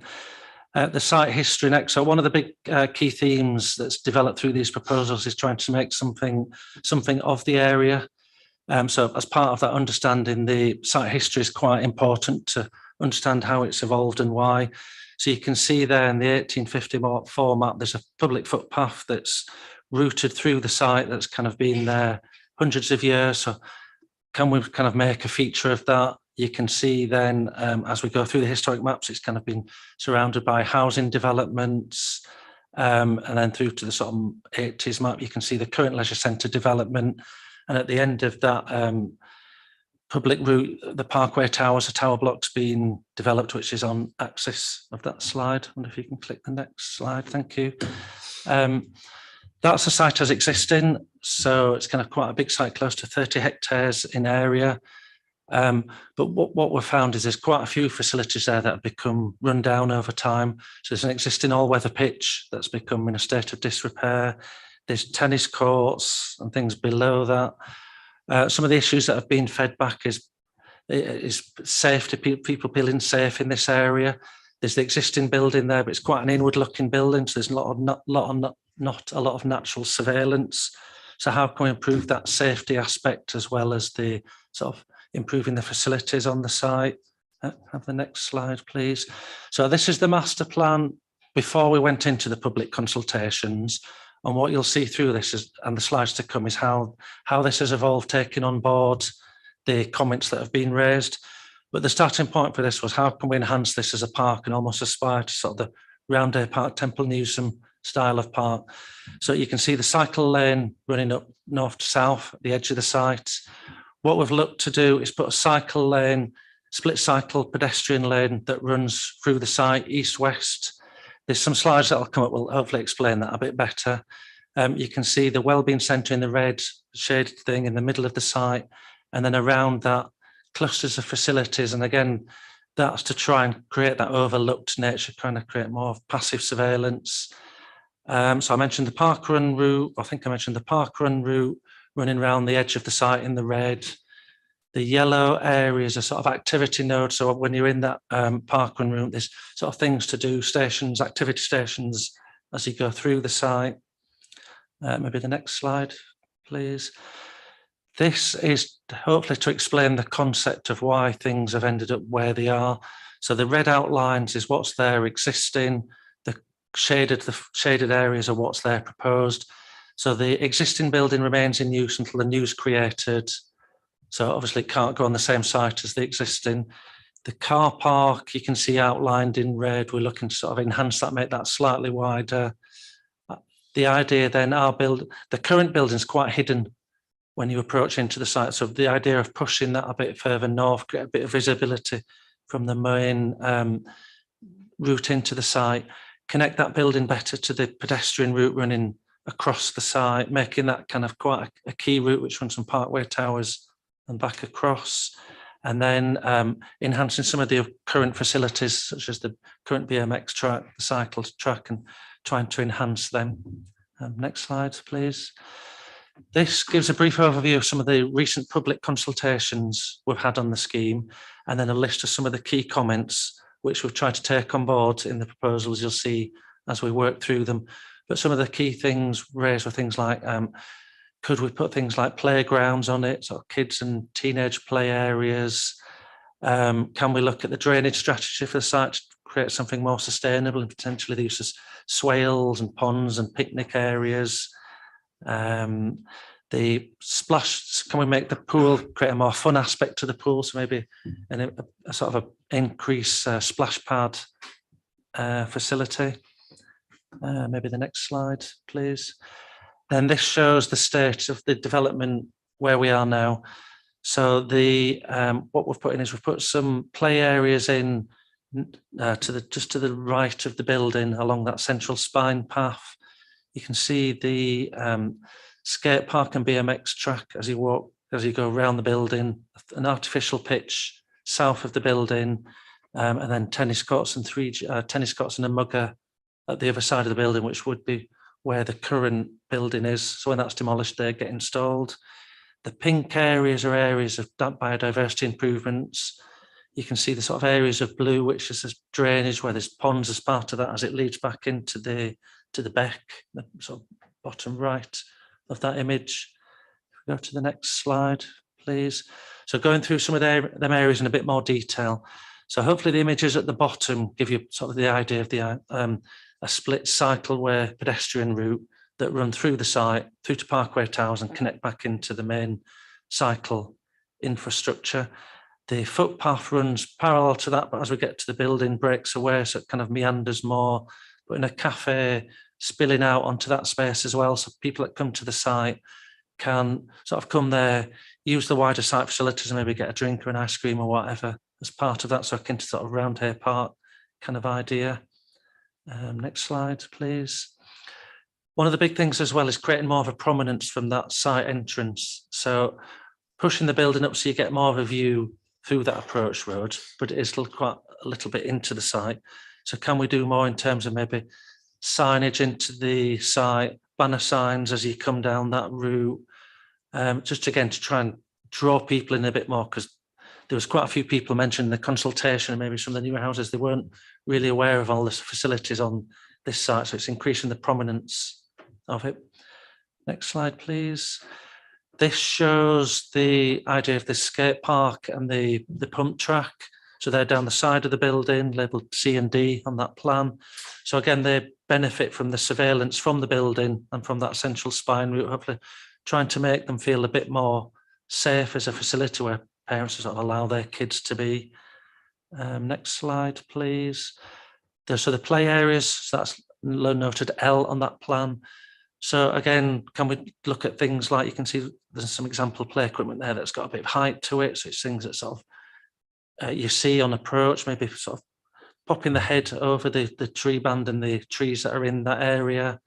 An outdoor shelter, sort of a teenage shelter congregation area, but again, benefiting from surveillance from the building, from passing people, just trying to create that idea of safety in the area. Next slide, please. This is the southwest approach into the site. So this building will be visible on multiple routes into the site. So just creating attractive routes in all the approach routes. Next slide, please. Against the Whitebeck, one of the big things is, can we reinforce the biodiversity in the area, in the works that have already been taken on the other outside of our site? Can we sort of create that buffer running through our site?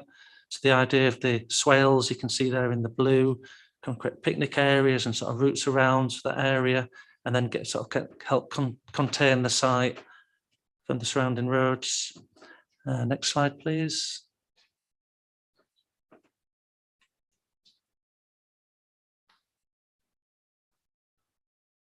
So onto the building itself. So this kind of shows the main concept of the building. We've got multiple approach routes into the site. You've got people that might travel by car, but it's also people that might come by cycle or walking into the site. So providing the cycle storage for them. As you get into the site, the idea of a sort of a heart space in the middle of the building. And from that, from sort of to wet change to swimming, external change to the outdoor pitches, and then from the dry change to places like the gym, the studios. The red line's almost like the secure line that you have to sort of have the badges to go through, the swipe cards to go through, but spaces before that, cafe that could spill out into a terrace out to the wider park, and then sort of community facilities, adventure play. If we go on to the next slide, please. Shows the sort of concept for the building. So it's wrapped around this heart space and facilities around that main, the black line, that main east-west route, linking from Parkway Towers back to the other side of the site. Next slide, please. This then shows a building plan. So I'll go through the rest quite quickly. This then shows the building plan, the heart space in the green, and through to the facilities. Next slide, please.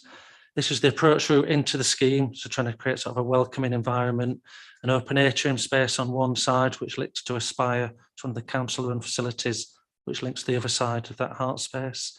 Next slide, please. This is if you come into the cafe, to the wellbeing centre, the atrium at the back, the pool to the right, with sort of views into that. Next slide, please.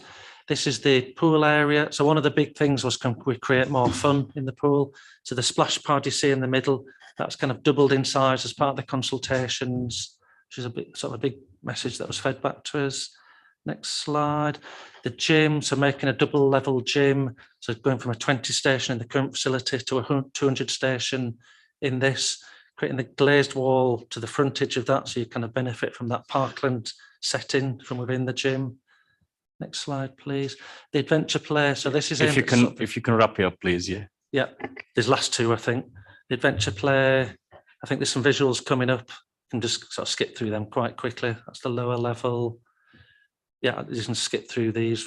Visual of the building, green roof, so that's visible on the approach routes. We just keep skipping through. Approach route from that south approach route. You can see the Parkway Towers if you go to the next one. And then you can see the Parkway Towers framed by the building form. I think there's one final image, that's the route from Parkway Towers into the site. We've got the sort of consultation and where we are now, but shall I maybe stop there? I think that's the whistle stop tour through the proposals. Thank you. Thank you. Any questions to the speakers? And I do apologize for the name. The names were given to me was from the planning. So, Councillor Bithell. Thank you. I wondered whether you'd looked at what's going to be in the youth shelter area and whether there's any mileage in having like game boards, etc., painting on the tables, obviously not the actual equipment, but so that they can bring stuff to occupy themselves while they're there. Yes, certainly. It was the covered shelter was actually something that was raised in one of the public consultation sessions, I think at the Seacroft consultation session. A very valid point, creating an area where teenagers can hang around, but not in a mischievous way, actually providing them something interesting where they can meet with their friends. We would, as part of the development, look to engage with the local communities via various steering groups and try and engineer spaces so that they do meet the needs of the young people. So we have suggested with youth services that we arrange some consultation sessions just with children, rather than getting adults in there who may distort the picture that we get back. So, I mean, it's a very long time since I used a children's play area, so I'm not really the best person to determine what needs to be done. Anyone else? Councillor Lamb? Yeah, thank you, Chair. Thank you for the presentations. There's a lot to like about it. The one thing that struck me in some of the outside space and equipment, the thing I wrote down was antisocial behaviour, and you alluded to it a little bit in people's concerns about safety and things. Just wondered if you could elaborate on what you've done to design out ASB, because there are some bits of equipment in there that just look like a magnet for it. Certainly, yes. As part of the external equipment, we're looking to obviously install something that's robust. But as well as it being robust, is its position and its location within the park, making sure that it's either overlooked, that we've got CCTV that we're looking to introduce within the park for security purposes. But also in designing entrances into the park that prohibit things like antisocial activities on motorcycles, as currently the site's blighted with youths who use the site as a bit of a shortcut to get from one side of Leeds to the other side of East Leeds. So we're introducing chicanes at all of the pedestrian entry points and things to prevent motorcycle activities on the site. I think the feedback that we've had from the public consultation sessions is, you know, there's a real need for different activities to take place on the site. That it's at the moment it's a big green barren space, largely laid out in football pitches, but because they're not drained, they're heavily waterlogged, often unavailable for use, and as a result, the site isn't really that well utilised by the community. I think that it's you're right. The antisocial activities are actually deterring people from going there. So the idea is that as our design progresses, that we install things that are robust, that can defend themselves. But we actually think about the design when we're as we have put it together. I mean, we've had West Yorkshire Police architectural liaison officer who's given us advice and guidance on the form of the building, what to install, you know, the cycle storage and in terms of lockers, but also just, you know, the types of things that children will do. And I think we need to design it mindful that children will behave in a childlike way, and that, you know, the building needs to cater for that. Thank you. Anyone else? Thank you. Thank you for your presentation and thank you for your time as well. Now, can I invite Councillor Arif Hussain, who's the Councillor Salma Arif, who's the local ward councillor for the area.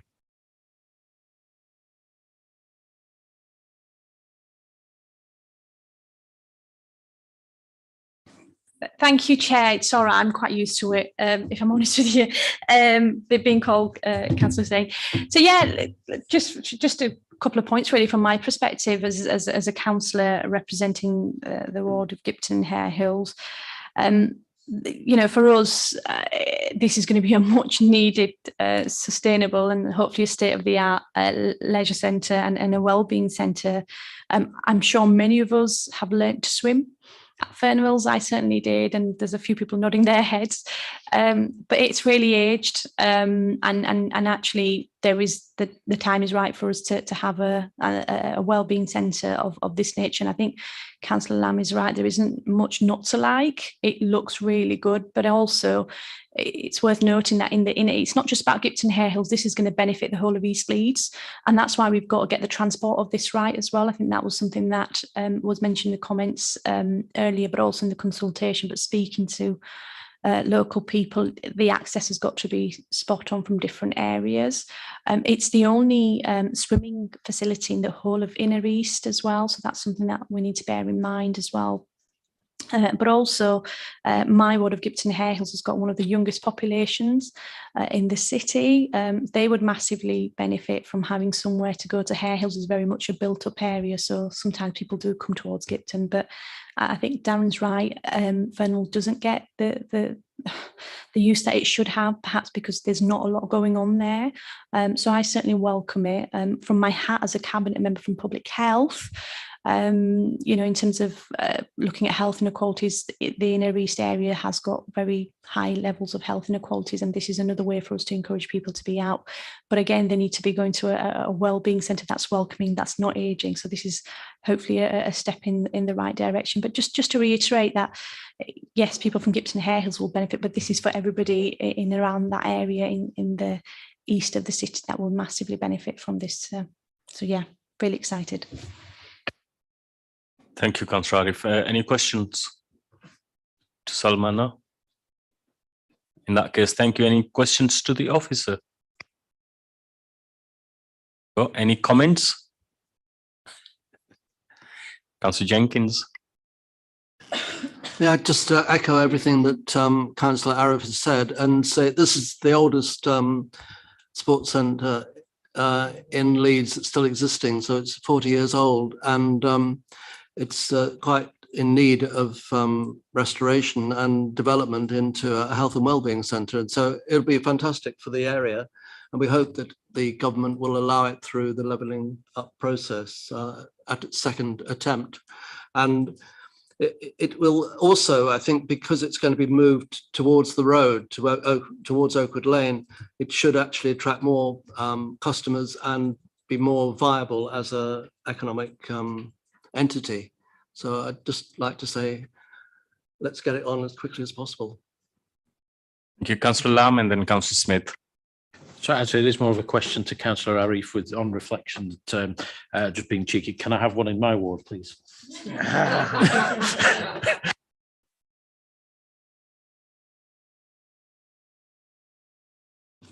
Thanks, Chair. I like it. I like it a lot. I think it's needed.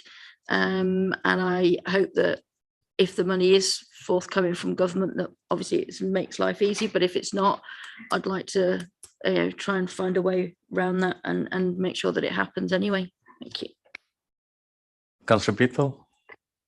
Yeah, just a really quick comment. I'm hopeful that I'm really happy with it, and I'm hopeful that should it go ahead, we're able to put some really effective functional calisthenic type gym stuff in, as well as your sort of run of the mill, literally run stuff. Thanks. Thank you. Are there any other comments? In that case, can I ask Dave to sum up, please? Yes, thank you, Chair. I think this is pretty easy summing up. In terms of the first question, do members consider the proposed siting of the Wellbeing Centre to be acceptable? I think the answer to that is yes. Our members, question 2, members supported emerging design. I think the answer is yes to that. Third one about accessibility arrangements. Members are also, I get the impression, very much supportive of that. General comment, very supportive of the scheme, welcome the scheme, fantastic facility. And also members very keen for it to be developed. And can I be a little bit cheeky here and just ask members, in light of that, in light of what the ward member has said, in light of the presentation you've seen, are members content for this application to be determined by officers rather than bring it back to the plans panel? Yeah, we're all happy with that. Yeah. Yeah. Okay. Thank you very much, Chair. Thank you, panel members. Thank you. Date and time for the next meeting will be Thursday, 28th of July at 1:30 p.m. That concludes the business of today's meeting. Thank you for your attendance and contributions. I now declare this meeting to be closed.